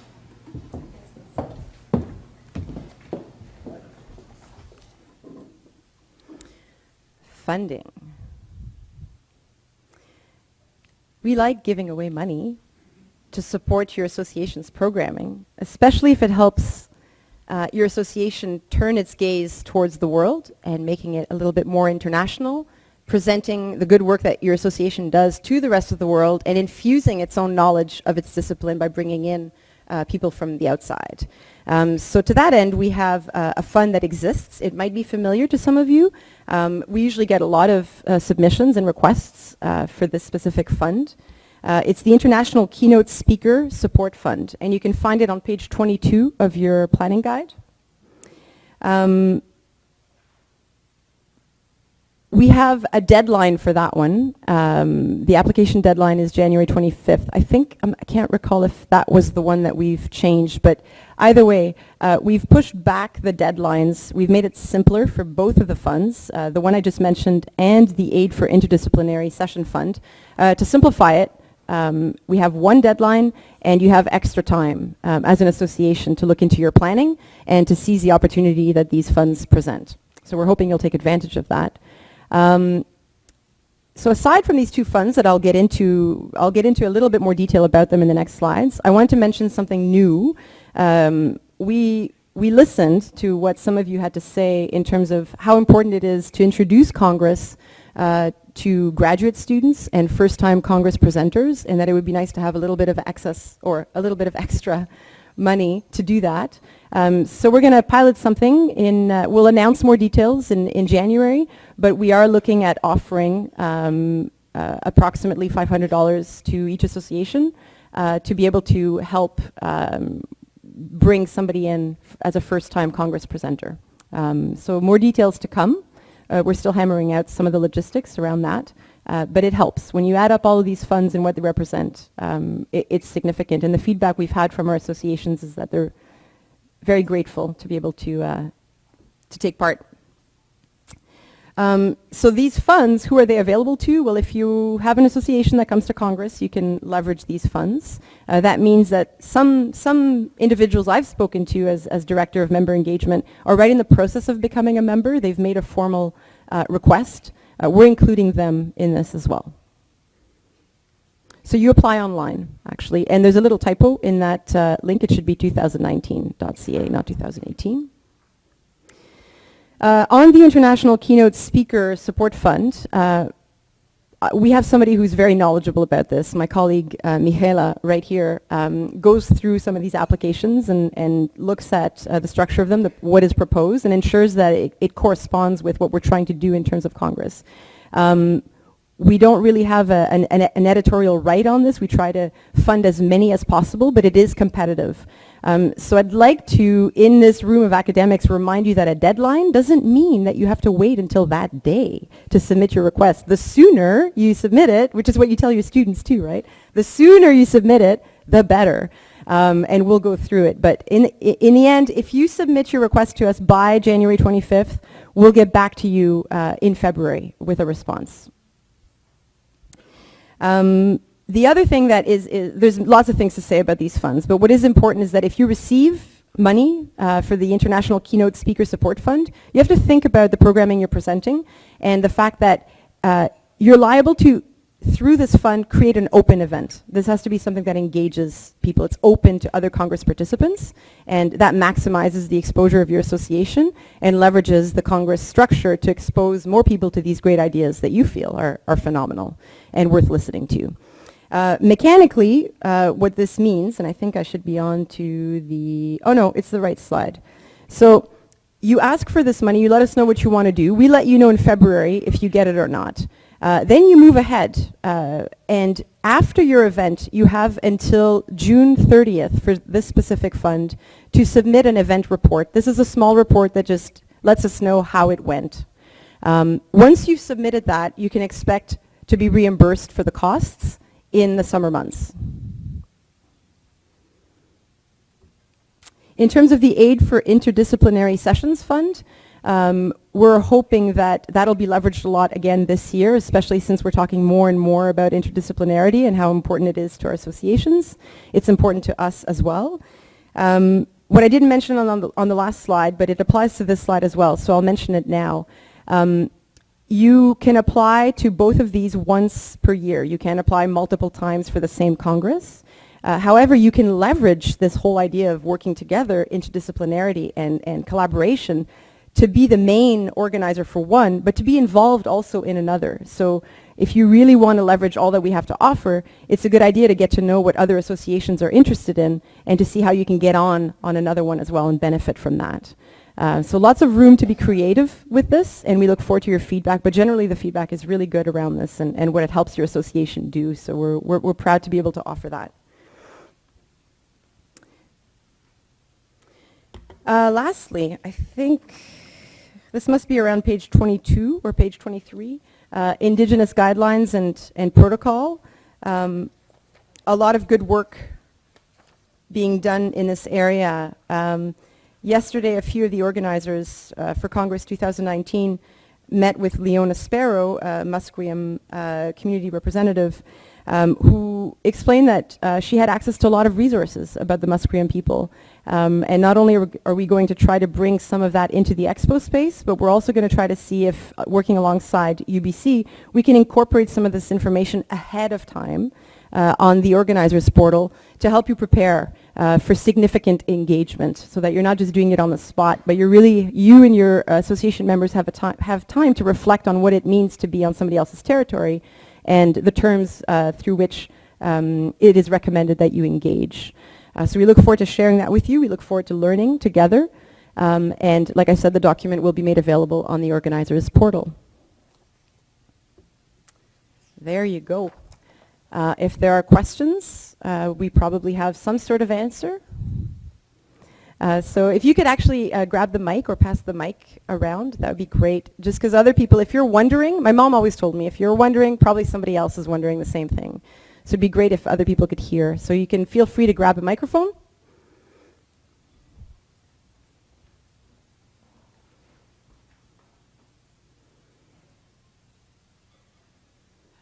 Hello. Is that on? Yep. So I don't know if this is a question or more of a expression of disappointment or panic. I noticed that the first deadline for submitting the conference program is March 22nd, and the deadline for the early bird registration is March 31st. And we have our final papers for my association due basically the same date as the conference early bird deadline. So basically putting all this work into creating a program, even an initial one, is a lot of work. I know it's not the final one, but many people kind of they're not necessarily committed until they submit their final paper and they've paid the early bird rate. And I'm confused at why the submission for the draft program isn't aligned with the submission for the early bird deadline.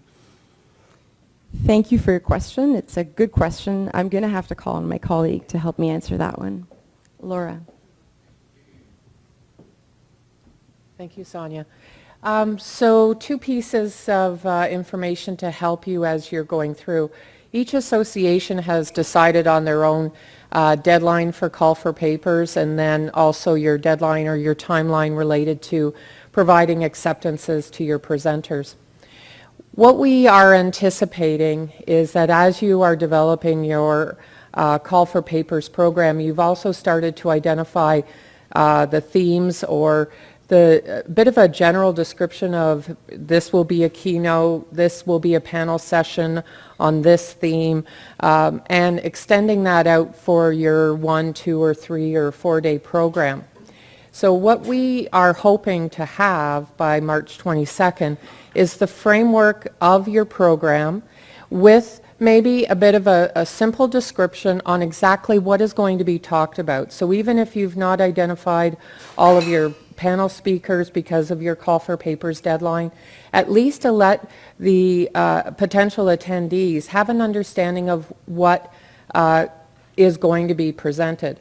This is also a marketing tool for you because we want people to be able to go to your association webpage on the Congress website and be able to click on a draft agenda prior to the early bird and take a look at exactly what you are planning to offer. So even you may have your keynote already finalized by then and being able to give some preemptive marketing for your keynote, and then as your panels start to firm up, that is what we're looking for in the second deadline.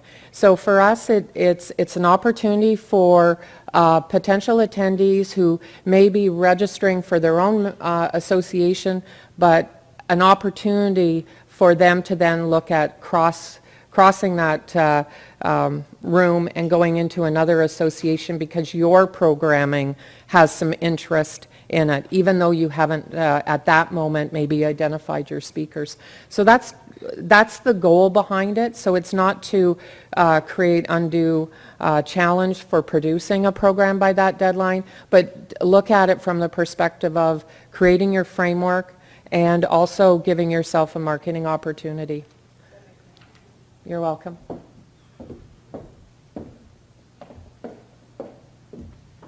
Hi, just a comment for Laura and then a question for Laura and for you, Sonia, although I see Laura's gone. But anyway, first I just wanted to say to the UBC team, the UBC programming looks spectacular, and thank you for that and for giving us the detail in advance. It helps us incorporate it into our programming early. And the question for Laura and then for Sonia is there a process for, if an association or a member wants to propose something for their big thinking session or for the UBC programming, is there a contact person? Is there a process for proposing an idea? How does that work? That's a really good question. I'm glad you asked it. Thank you. You can imagine that at this point we're pretty far into the planning already for big thinking. We've already cast out invitations, and for Big Thinking 2019, a theme was already set whereby it was proposed and discussed with UBC and the Federation that we would be going with artists as those who could walk us through the threshold of their experience and their creation to content, engaging content about the humanities and social sciences. So if you wanted to propose a speaker for Big Thinking for this year, it's too late. And I'm glad that we get a chance to raise this question early on, because as we look at forthcoming congresses and the team that's at Western, this is when, it's about now that you would want to start talking to the Federation, and you can write to me directly. My name is Sonia. I'm Director of Member Engagement and Communications. If as a programming chair or as an association you've got an idea, obviously we can't hold 73 big thinking events, but we can work together and try to identify common threads, and that's exactly what we want, actually. We prefer to present programming that perfectly aligns with the interests of our members. But the key time to do that is early on in the planning, and normally at this point we're far into the next years. So a good idea would be to reflect on what you could imagine for 2020. Yeah, does that answer your question? Okay, good. Others? Yeah, this is about the program. There is a suggestion in the planner to make sure or try to align with other associations' timetables. I think last year you actually proposed a template to use. Is that something that you will be doing this year, or are you being more flexible? No, we're proposing that same template as last year. It's in the programming, the planning guide. If any of you are programming chairs, or you are an LAC and you're already spoken for the 2:30 workshop,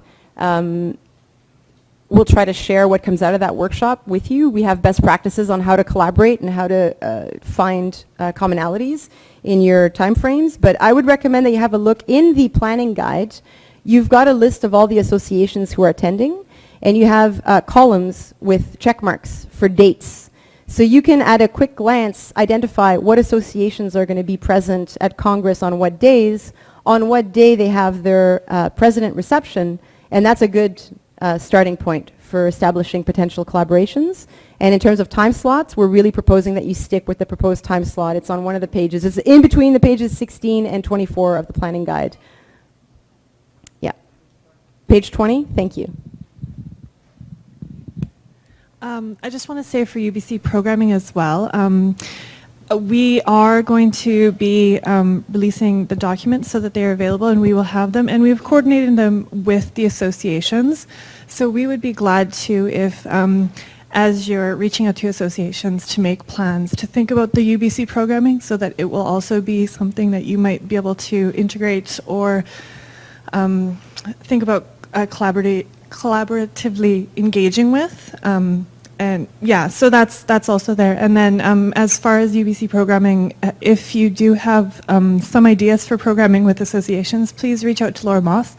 On our programming handout, her contact information is on the last sheet and the first sheet. So yes, that's for UBC programming. Thanks. Thank you, Sharon. I know we're all here to plan Congress. But generally speaking, the Federation is interested in working alongside its member associations for all of the programming that we present at any other point in the year as well. So we hold other big thinking events, we hold other panels and discussions, sometimes at other people's conferences.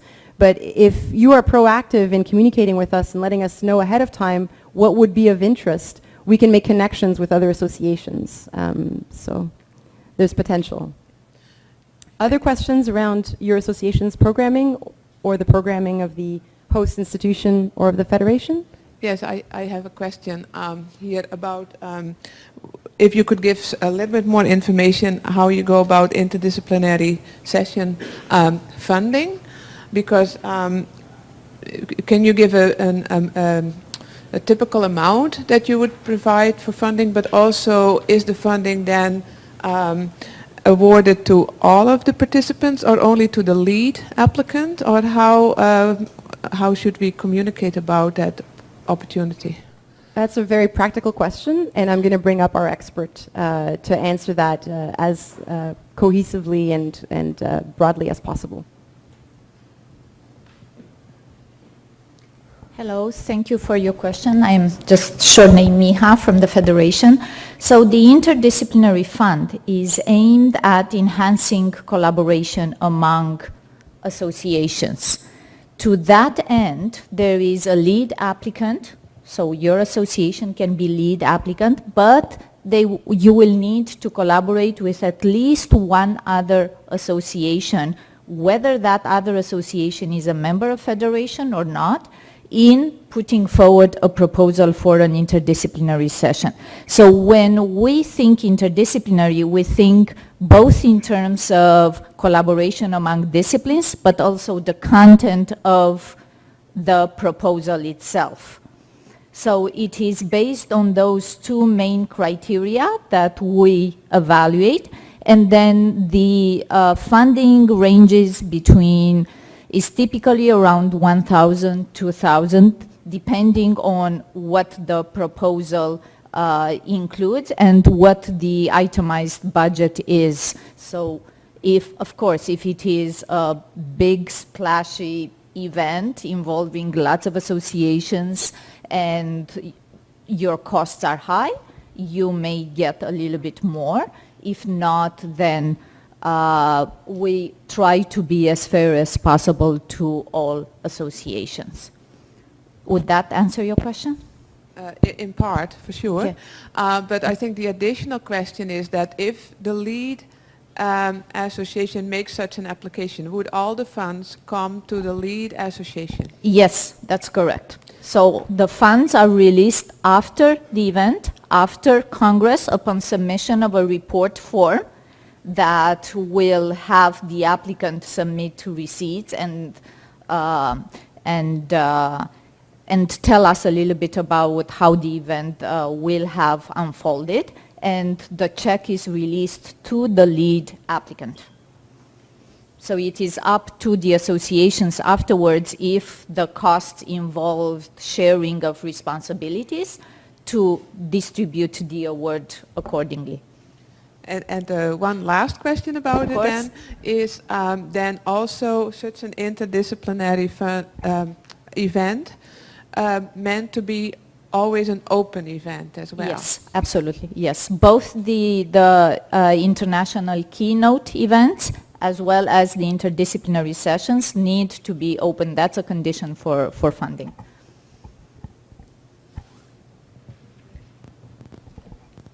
So we have time for one more question.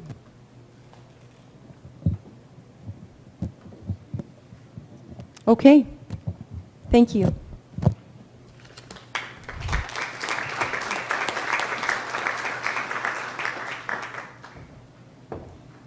Okay.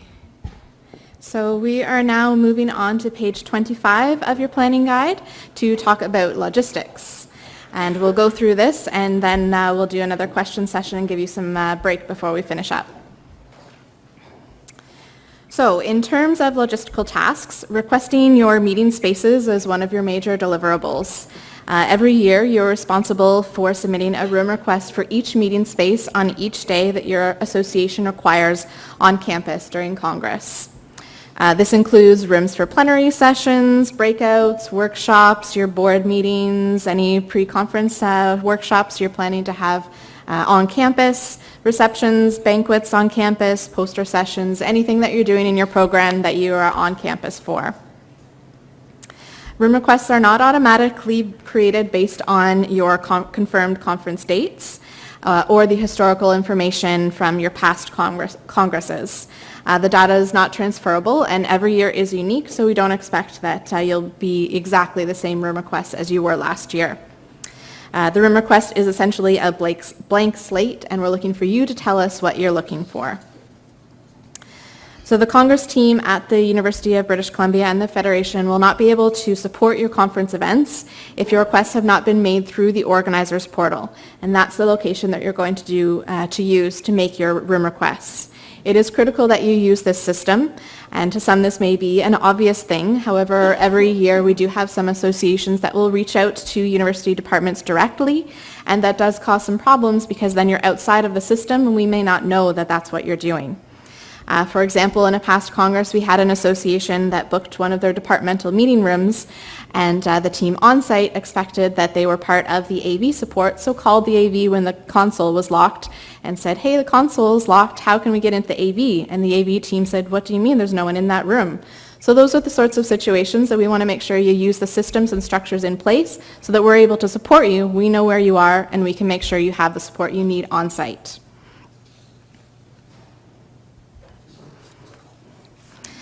So rooms should be requested based on the block of time that you need it.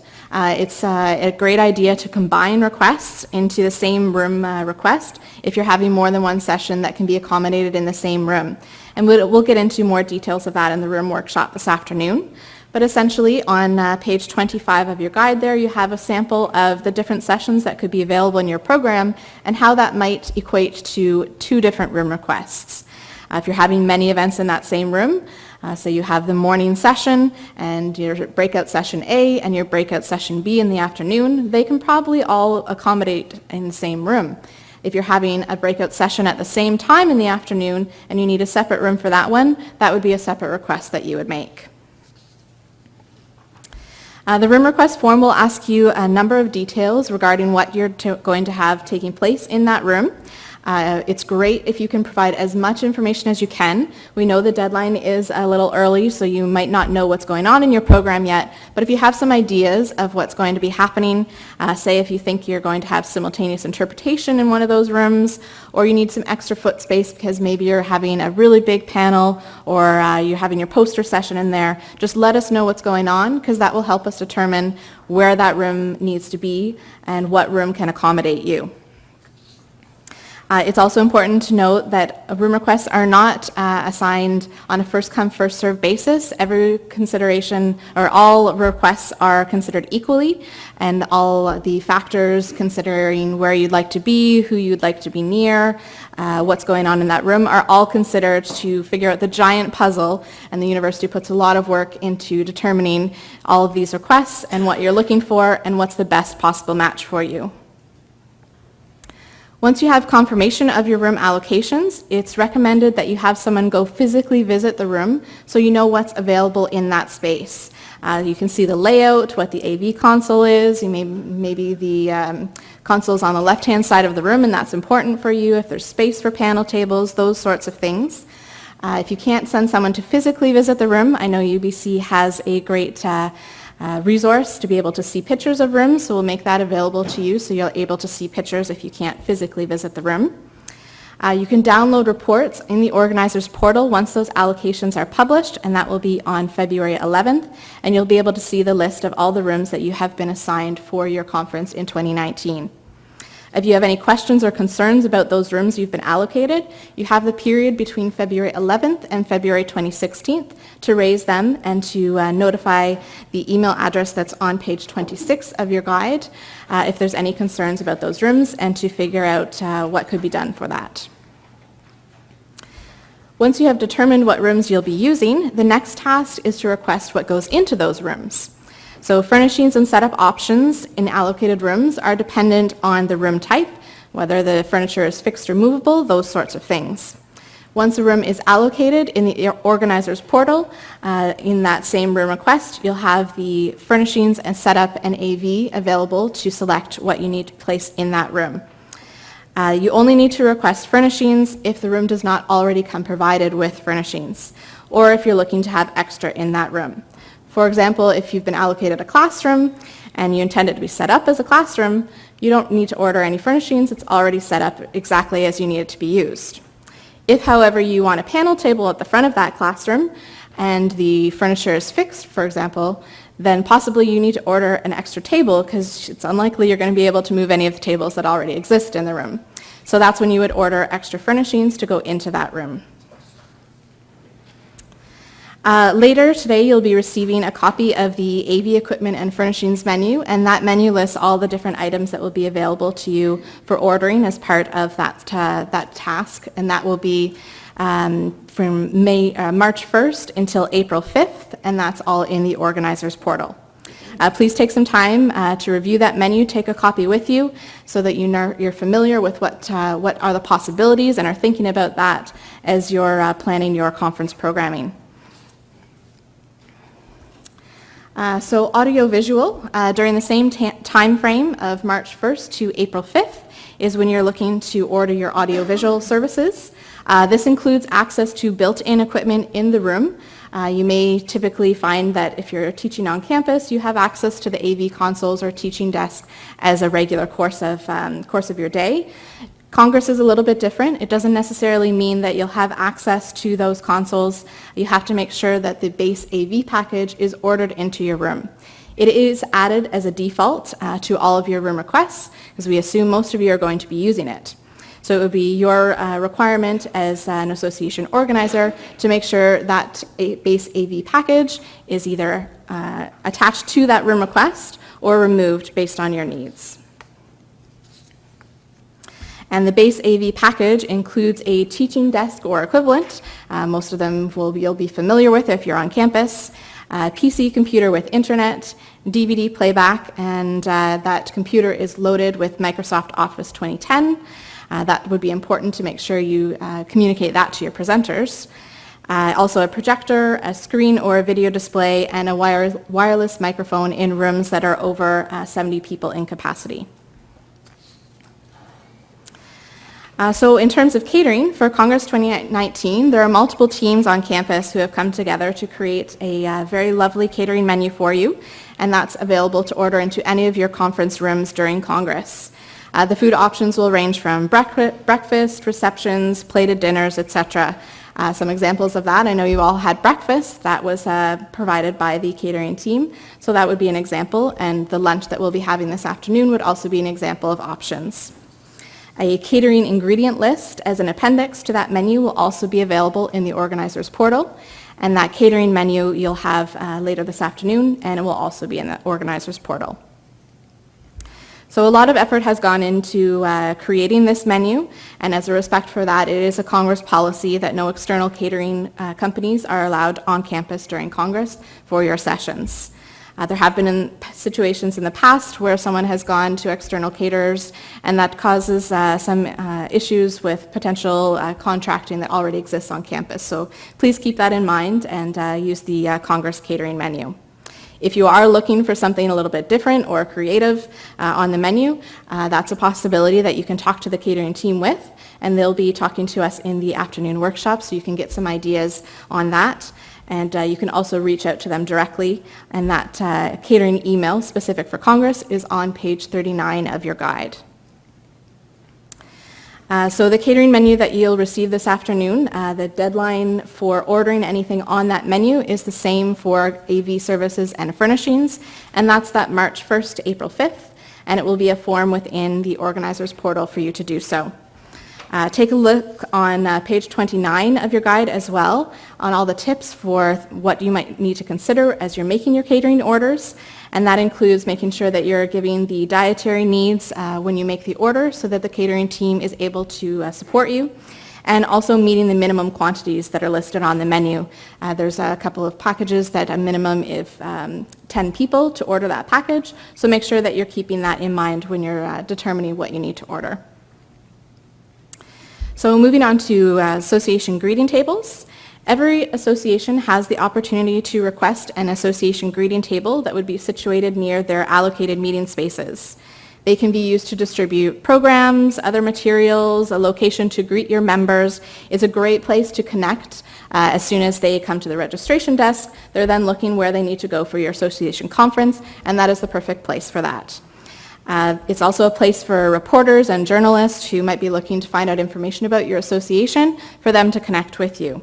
We do highly recommend the use of these tables as it enhances your attendees' experience. And it's also important for you to note that that first greeting table for you is actually complimentary. So you can order that through the association greeting table form in the organizer's portal. And that first table would be complimentary, and then from there, any additional greeting tables, if you needed 2 tables, if you're a really large association, that would be at a cost of $48 per day. The greeting table itself is a package. It includes a 6-foot table with a tablecloth and 1 chair, so that that person that is manning or staffing that table would have a place to sit. The deadline for submitting that form would be February 22nd.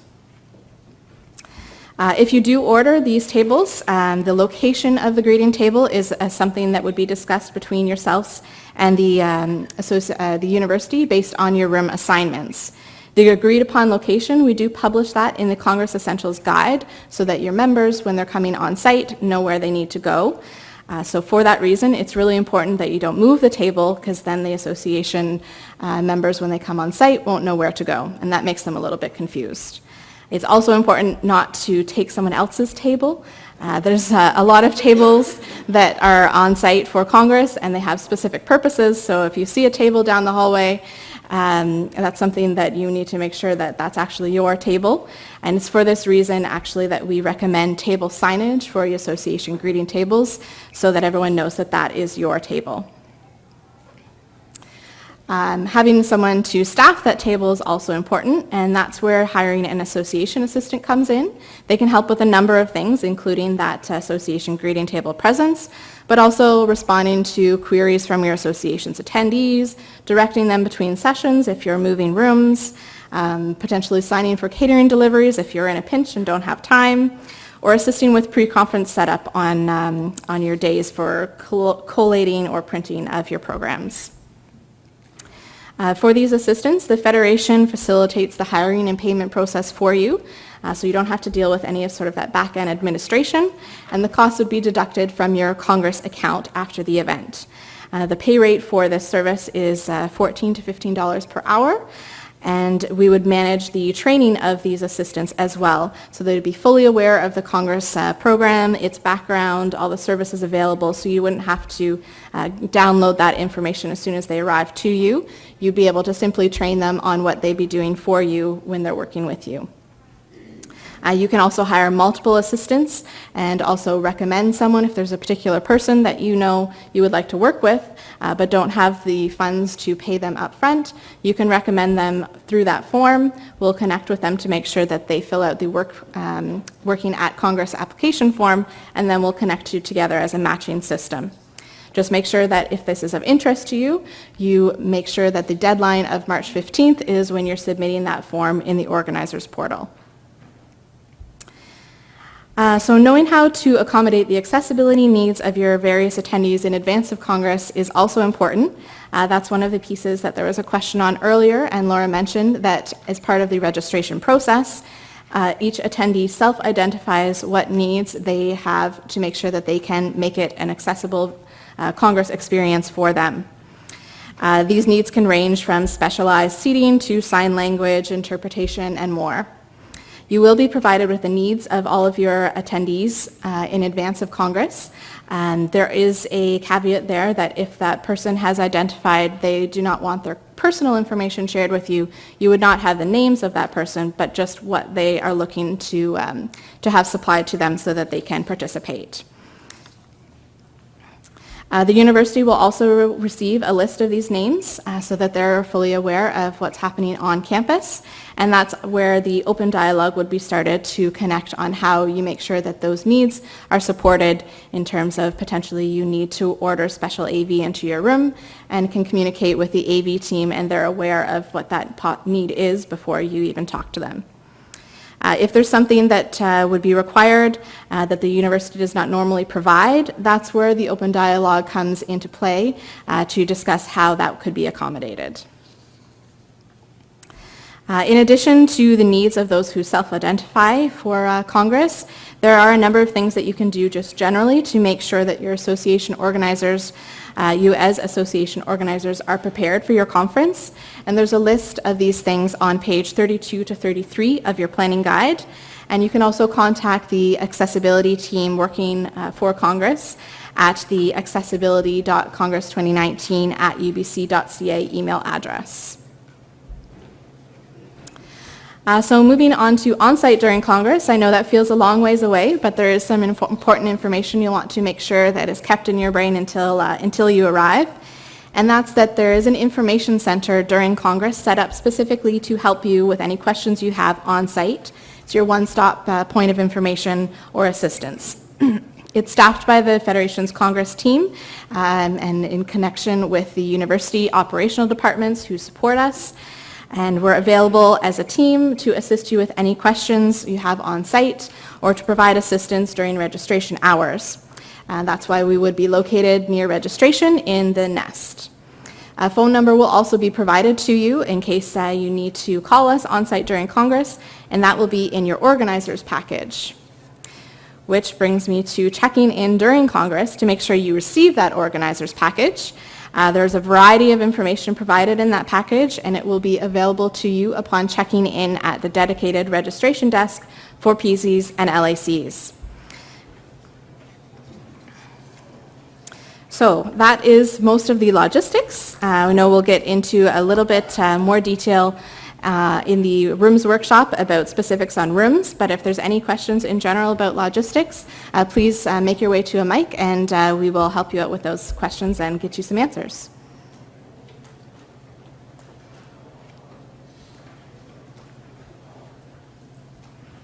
taller person. I have a couple of questions, hopefully very quick. The first regarding dietary needs, is that something you can add to the registration also? So when people register, they can tell you their dietary needs, so that will help inform catering? Yes, it will be on the registration list, but that registration list, you would download the report. That information wouldn't necessarily be directly given to the catering team. So you'll have the information available to you and would then need to put it in your catering report. If it's something that it's easier to make sure that the catering team already has that, we can explore options. Okay, great. And the second question may be related to what you'll cover this afternoon, but I thought I'd raise it now.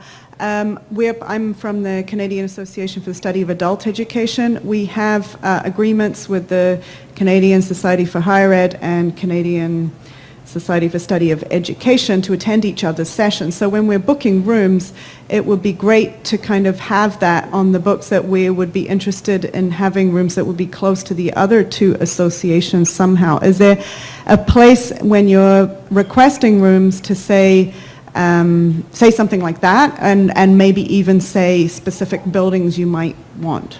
There is. As part of the room request, it asks who you would like to be near. Okay. And that's a choice of all the associations attending Congress, and also any information on particular buildings. Great. The particular buildings that you might request doesn't necessarily guarantee you'd be able to have that building, but it's definitely taken into consideration. I have a question about accessibility. So if an attendee registers later rather than sooner with special needs, how much flex is there in the system for an association to work late to accommodate those needs, if it means room changes perhaps even, or other kinds of accommodations that are suddenly required late in the day? Changes in rooms might be difficult if they're registering late. That was pre-set up, and it's a giant puzzle that is hard to move sometimes.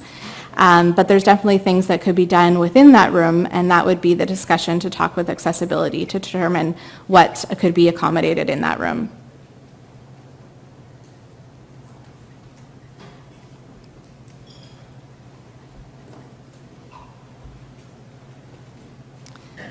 Any other questions on logistics? All right, seeing none, please take a moment to get up, stretch, relax, grab some coffee, and come back, and we'll finish up with communications, promotion, and the last little bit in your planning guide. Hello, everyone. We're going to go ahead and get started now. So, my name is Nicola Katz, and I'm with the Federation in the Communications Group. I'm here to talk to you about page 34, which is promotion and branding. Specifically, I'm going to talk about mailing lists, some branding guidelines, our media work, and our social media work. We'll start off with association mailing lists. Let us help you promote your conference. We can help you in several ways. We have a lot of communications going out via email, via Canada Post, and also on teleconferences, and we need to start with a really good set of people to communicate with. So we ask that you send us your CASEL-compliant email lists in the next month or two, and we'll begin to compile all 73 of yours together. CASEL stands for Canadian Anti-Spam Legislation. You may know more or less about it. It's relatively new legislation that requires Canadian organizations to request consent before sending electronic messages to people. In your planning guide, there's a URL where you can go and read a lot more about CASEL compliance. If you have additional questions, we're also happy to help you with that. Essentially, we're asking you to send us email addresses for individuals with whom you've been interacting in the last 24 months. That comprises CASEL compliance. And the best way to submit this information to us is to use the Excel spreadsheet that's on the organizers portal. This is, if it comes in this way, we can more easily compile the lists together, remove duplicates, and get going with our promotion. We don't want you to worry about your members' privacy. Privacy is very important to us. We would only use these lists for Congress 2019. We send out messages and invitations to register. We send out information about which associations are coming, how to register, when early bird deadlines are expiring. We send out information about important keynotes and sessions of importance or sessions with broad appeal to large audiences. We send out information about local tourist attractions, planning your trip, booking your accommodations, early bird deadlines around those accommodations. And we need all of those lists ready to go in November. So we're asking you to please send us your lists by November 2nd. That is one of the check marks on your list of deadlines. Next is the visual toolkit and branding guidelines that we have prepared for you. On the organizers portal, we've got a toolkit that's got all kinds of visual materials that are available to you to use as organizations. It's got the Congress 2019 logos, the Federation logo, the UBC logo. We've got, you can use these to create letterhead, to create, to put on your call for papers. You can certainly use that on your draft programs, and we would really encourage you to use it on your final programs so that they look nice and sharp. In the toolkit, you've also got Congress 2019 boilerplates. Those are boilerplates about the theme, about Congress, about us, about UBC. We've also got PowerPoint templates, though they're very similar to the ones that we're using today. You can go ahead and use those. You can share them with your members. You can share them and use them in your own presentations. We've got an email signature, which is something you can use in your email below your regular contact information. You may not want to use it all the time, but you can certainly create one and use it for your Congress communications. You'll probably notice that the Federation and UBC have already begun to use those, and we'll use them right through from now until Congress. We've also got Big Thinking logos, so that if you're inserting Big Thinking into your programs, you'd like a visual to include, that's in there as well. So please feel free to use them and make your material more beautiful.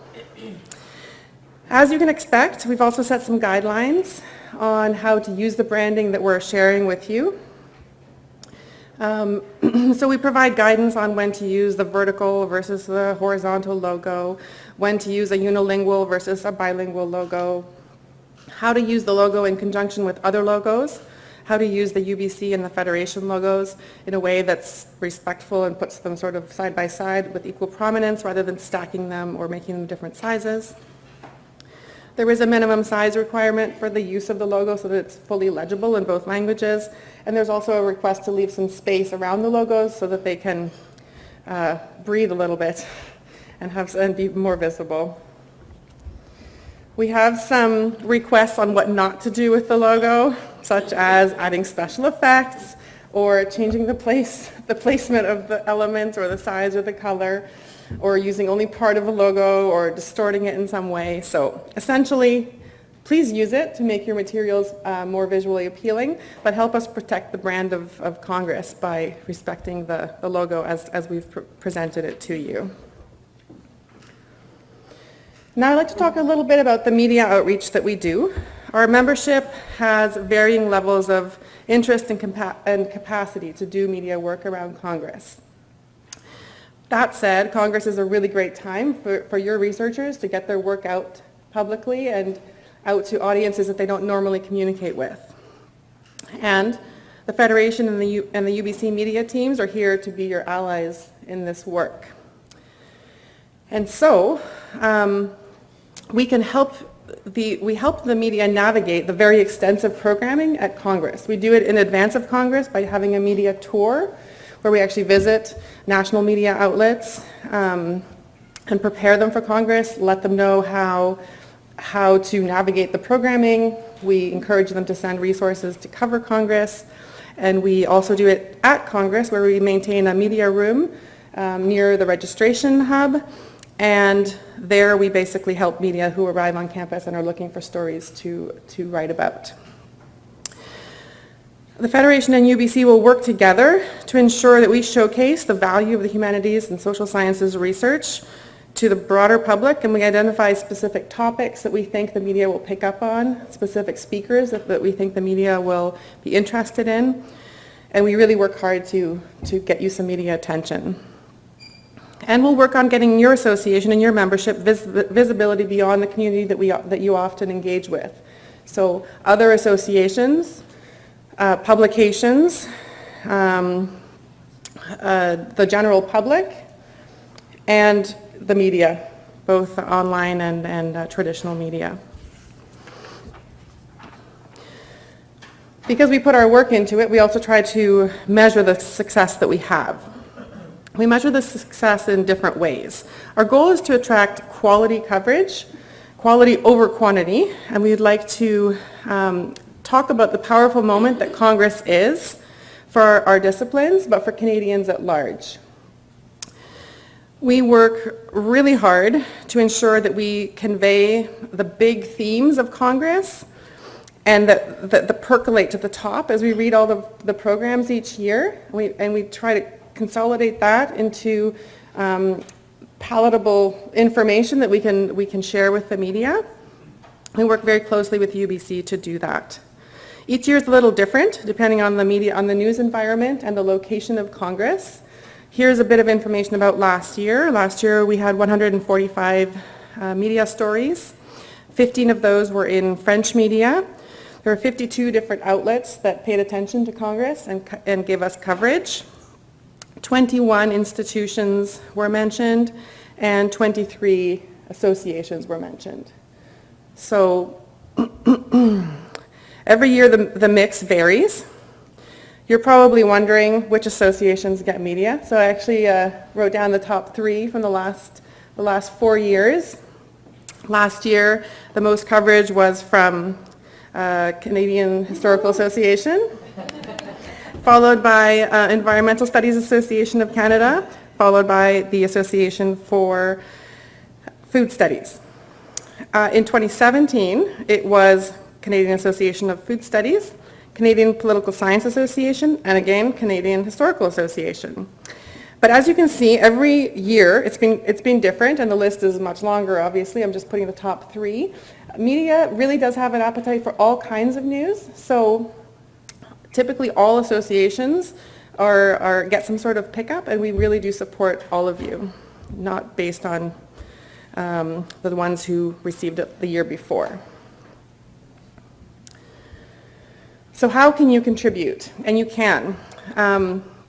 There's a lot that you can do to help us in our work. First of all, give us really great programs. Help your association build a program that is catchy, to the point, has really good abstracts that are concise and really convey what each session will be, what a person can expect from each session. If you can get your researchers to write their abstracts with those things in mind, and also to tie them to things that are happening in your sector, in the news, in your discipline, that is always an easier way for an attendee or media to know what they can expect from a session. If you've got VIPs or high-profile speakers that we may not immediately recognize from reading your program, let us know, and we'll help to push that out to the media. If you've got media-ready researcher lists, do share that with us. The last few years, I've had to do a shout-out for CSSE and CPSA. So that's the Canadian Society for the Study of Education and Canadian Political Science Association. They've been providing me with lists of researchers who are media ready, willing to speak to media, and often those lists are divided out by area of expertise. And so actually the post-secondary education reporter at the Globe and Mail has told me that she keeps those lists and she uses them year-round to reach out to people when she needs quotes or opinions on specific topics. So that's a really good initiative to do at the association level. And if you're doing association media outreach, let us know as well so we're not duplicating your work. If you're already triaging your programs for media-friendly material, or if you are issuing media releases, let us know and we can work together on those things. Submit your draft programs as early as you can. We'll begin using them as early as we get them. And then, obviously, please submit your final report, your final programs by May 3rd. That's already getting very close. That's the week we're probably already on our media tour and with the national outlets. So definitely get us your programs on time, and earlier is better. In terms of how your researchers opt in, the media opt-in program begins in April. It is fully optional, so you do not have to do it. If your research is not complete or controversial, or your researchers simply don't want to, they don't have to fill it in.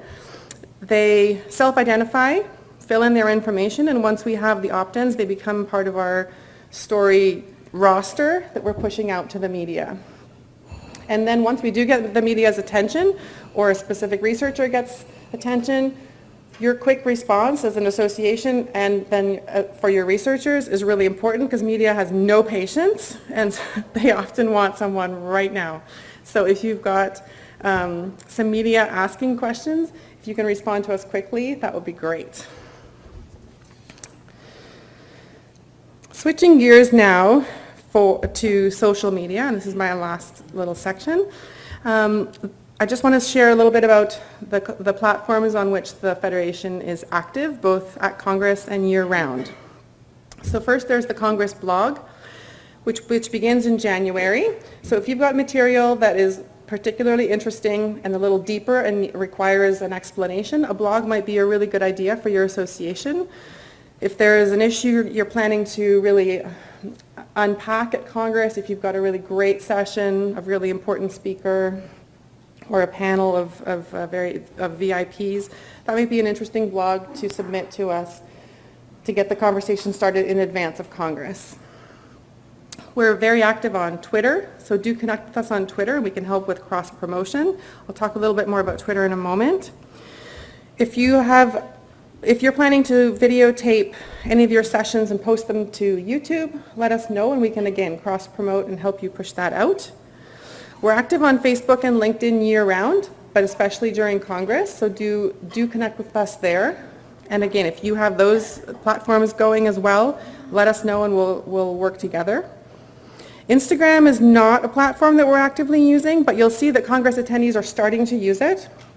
You can use the Congress hashtag on it, and it's one that we're looking at and that you may already be active on.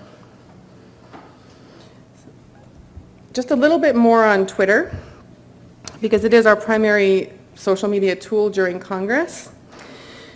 Twitter is a really great way for your members to stay on top of what's happening at Congress, find out about interesting sessions. Sometimes it's a good way to track someone down if you're looking for them. It's a really powerful tool for staying informed in an event as chaotic as Congress. So we'd ask that you please follow us at ideas_ide. In fact, there's a little hashtag sticker on the table, so take some and stick them on your desk.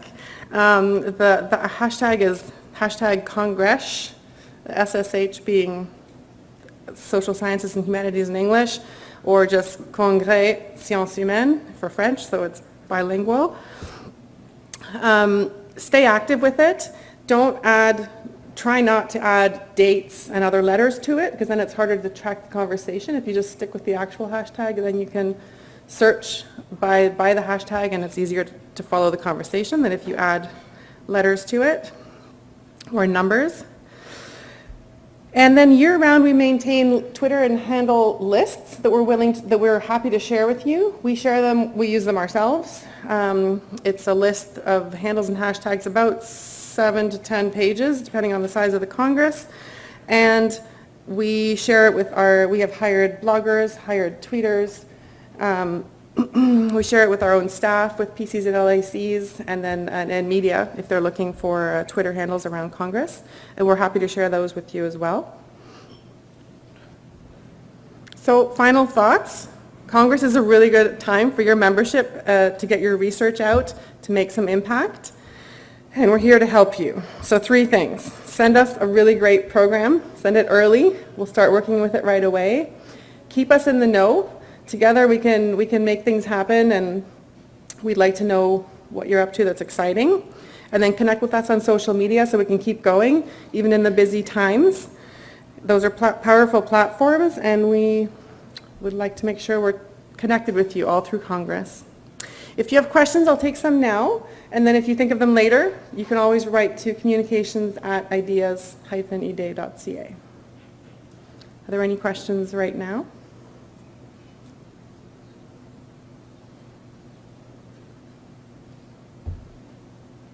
Okay. I will pass it on to Lindsay.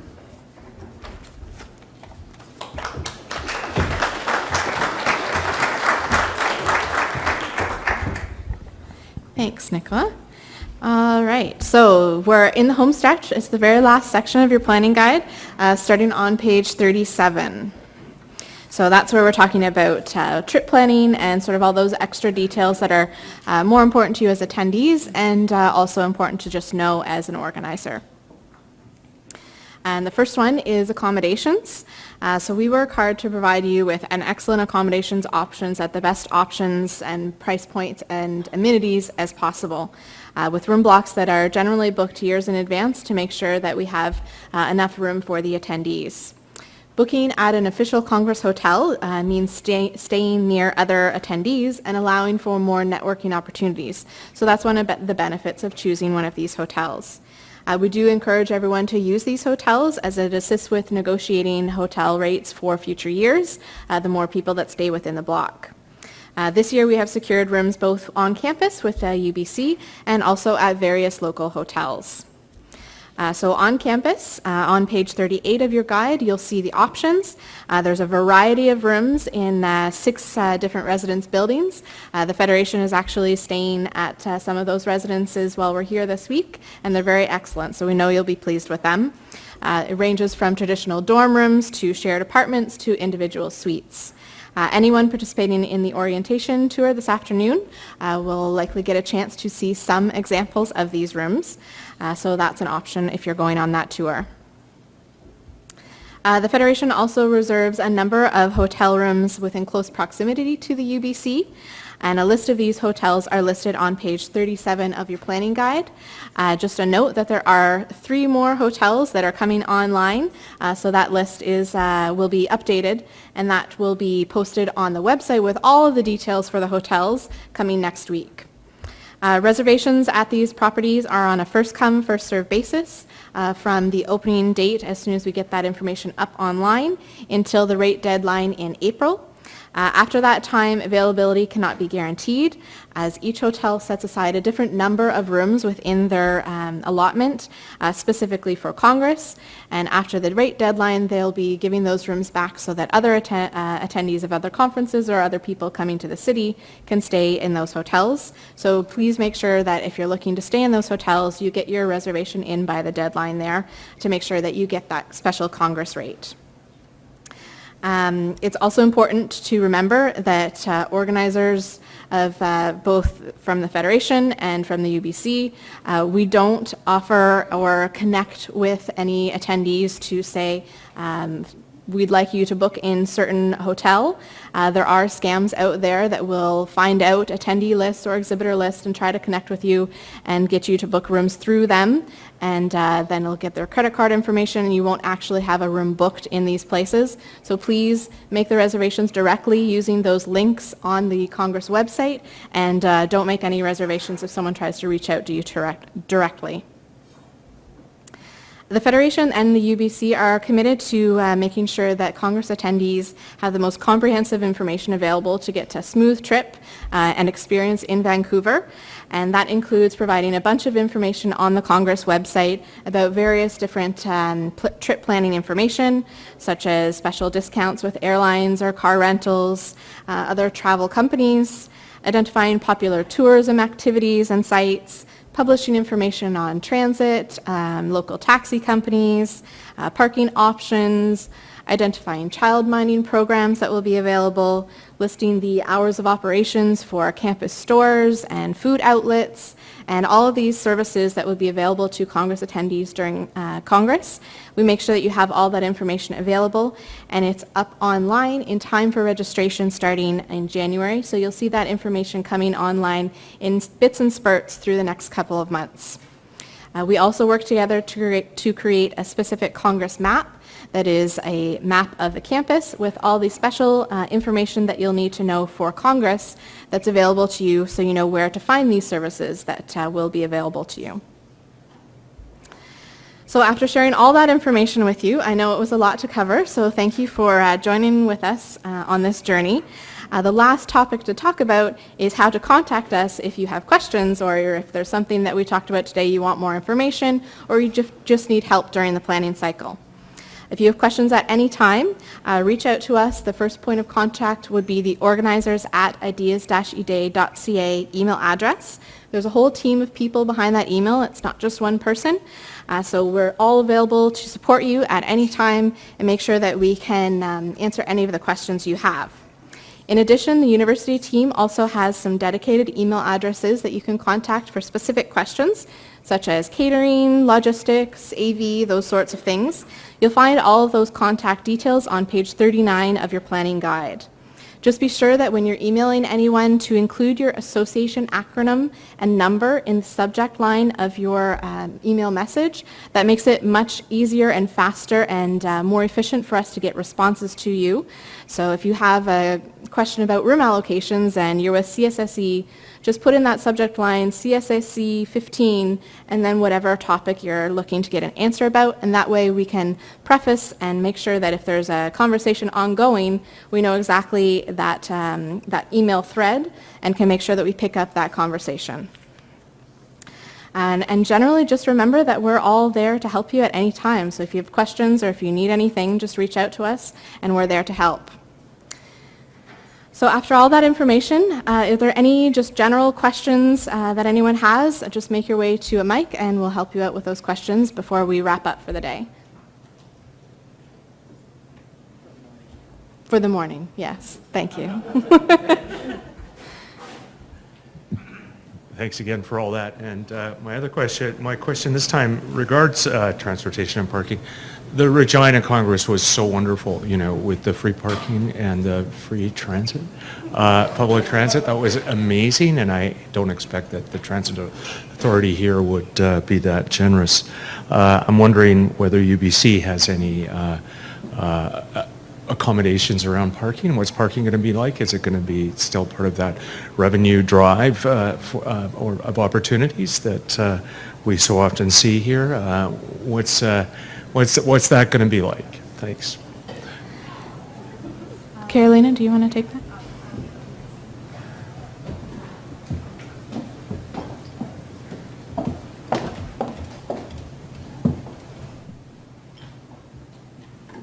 My name is Carolina. Thank you for the question. We have been engaging with TransLink, and I suspect that the answer is less than favorable than Regina, particularly on the free transit pass. And we've also been working closely with parking here at UBC. They know about Congress. They anticipate a large number of delegates and attendees. They are willing to work with us on a price reduction. We don't know what that price reduction looks like. It is unlikely to be free only because campus is ever so busy in the summertime, but we will have some adjusted pricing for Congress attendees.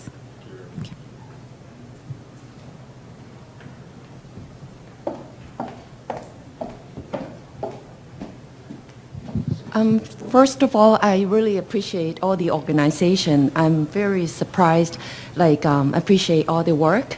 And I have a question in regards to the program.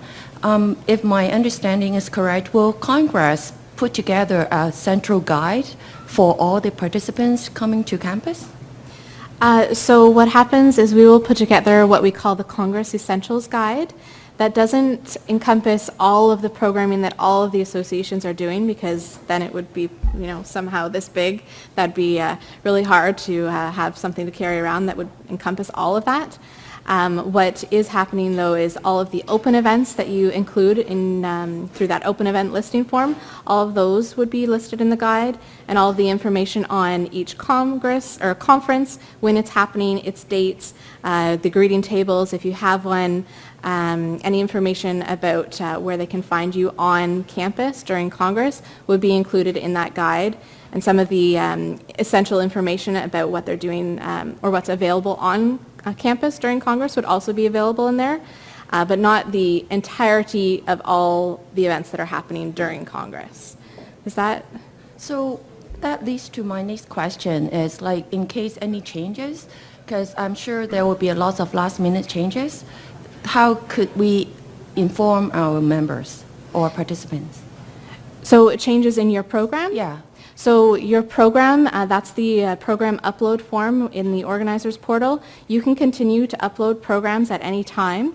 Correct me if I'm wrong. So even if after that final deadline, we say it's a final deadline because that's when a lot of things take place after we receive that final one.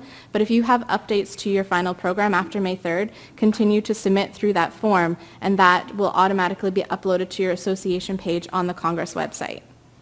Okay. So will Congress provide a mobile app for the whole meeting? There may be something happening. I'll let my colleague Laura talk about that. Well, now the cat's out of the bag. We, as a part of coming into the 21st century, every conference has a mobile app nowadays. And we recognize the challenges of trying to put 73 conference programs on an app along with our open events programming. So we are actually this fall using this time to look at how we can bring about a mobile app. We want to reach out to the associations to see how that could happen.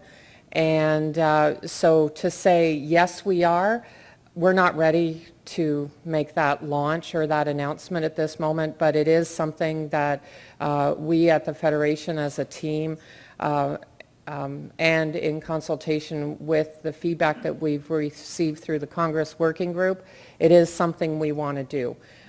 So how that will unfold, it will be the first year and it'll be a launch, so we may start off small so that we can build and improve as we go forward in the future years. Does that help? That really helps because I'm involved in another association. We built the mobile app for the conference in the past 3 years.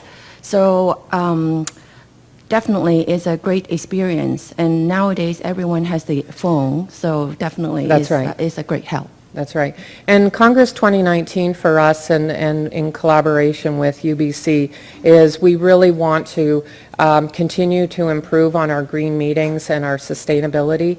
And for example, the Essentials Guide that Lindsay was referring to is a lot of paper. It's a very large book. And how we can try to help reduce our carbon footprint is important. So that's one of the pieces that is driving our interest in bringing technology into the Congress toolkit. Thank you.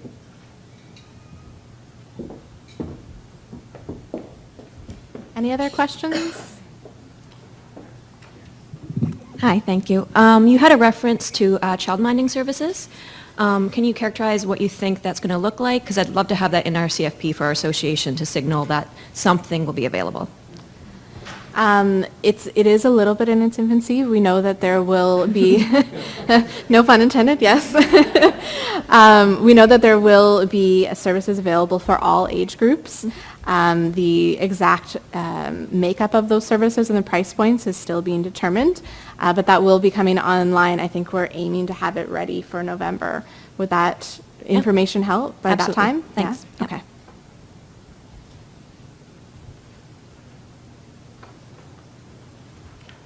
Any other questions?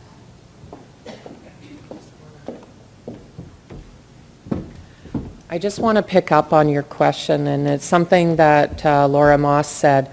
The family programming component that UBC is bringing forward, the child minding, the child care, and there's also going to be day camps. So the starting age is going to be, Carolina? Over 6 years old up to 6 and up, 12, 13 years old. So there will be day camps, but there will also be from 6 or 0. From 0, there will be child minding and child care. We're using those two different terms. So from a family programming, this is a supplement to it. And then with the day camps, and then as Laura mentioned about the companion and partner programming, where they're really trying to make this a destination event, so it can be a bit of a family holiday. And for those presenters that do have small children, they don't have to leave them at home. And so UBC, it's really important to them that part of the program is identified. So thank you for asking the question, and there will be a lot more on the website to promote that.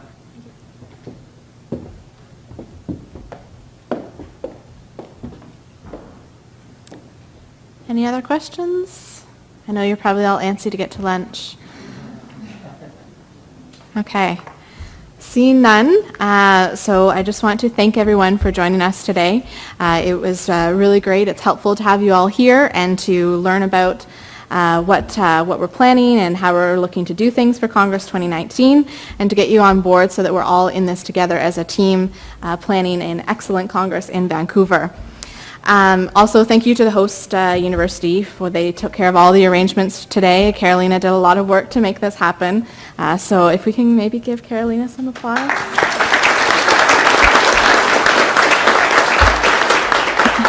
She has a whole team behind her too, of everyone sitting at this table here that they introduced this morning, who have been very helpful in making this happen. And take some time during lunch, maybe network and get to know some of these people. You'll be talking to them a lot over the course of the year as you're planning your conference. So we'll break now and have some lunch, and you've got about roughly an hour to mix, mingle, eat, take a break, and then we'll come back after that, and Laura Moss will be talking to you a little bit about the Musqueam and engaging local Indigenous communities during Congress, and then we'll follow up with the workshops, and after that at 3:30, anyone that RSVP'd for the orientation tour would meet at the registration desk out here, and we'll take you from here and see the rest of the campus. So thank you very much.